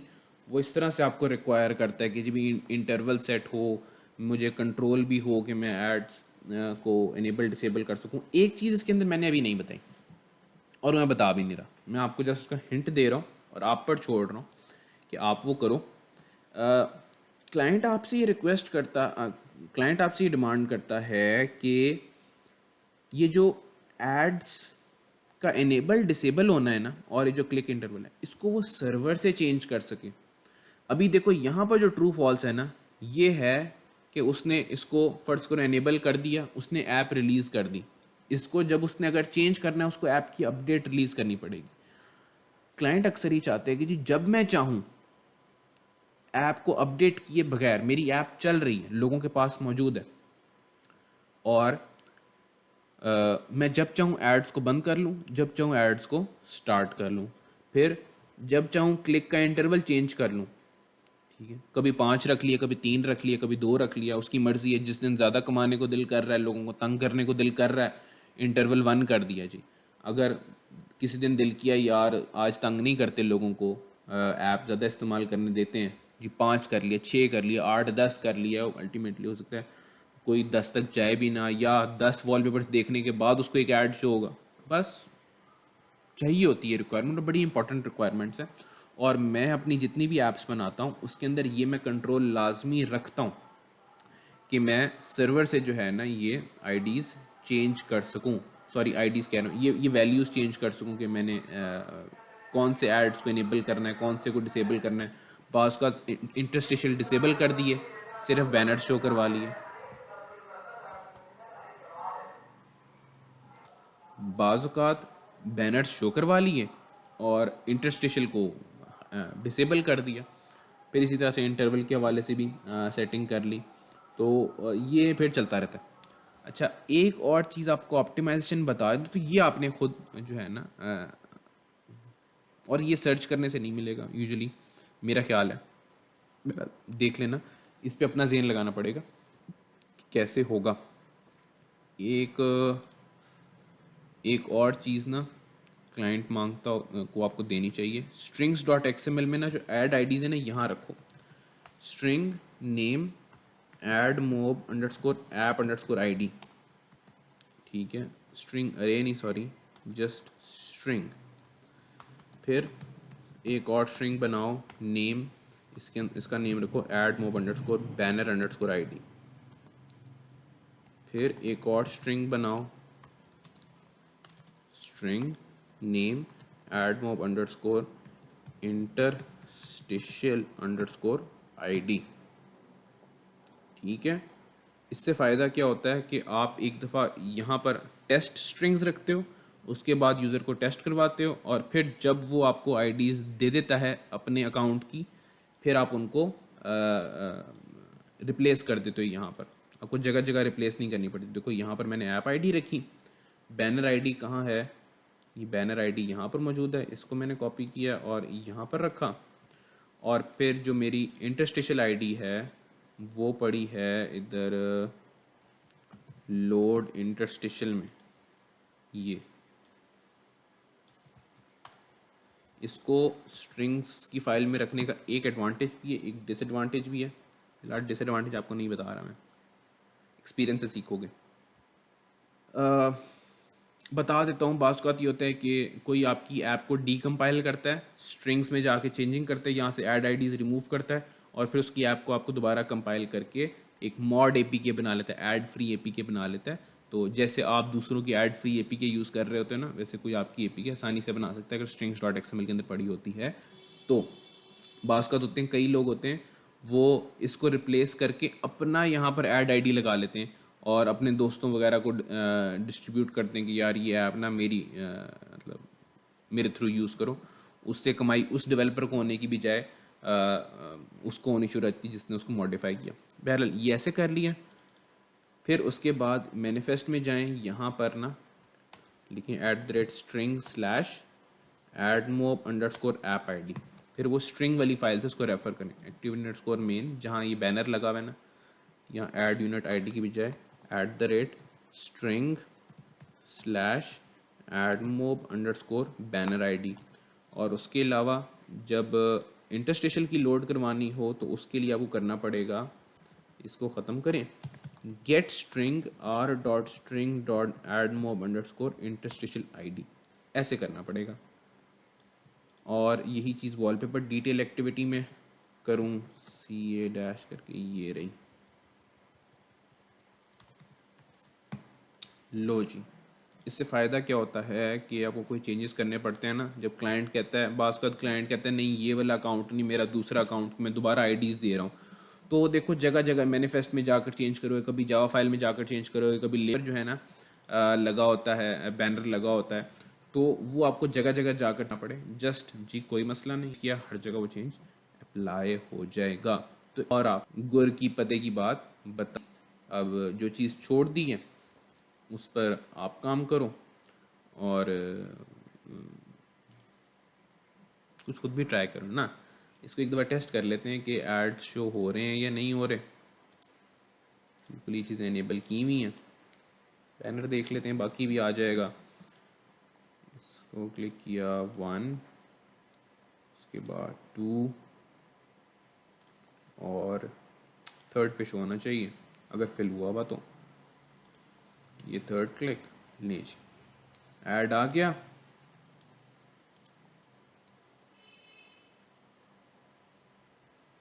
और क्या चाहिए,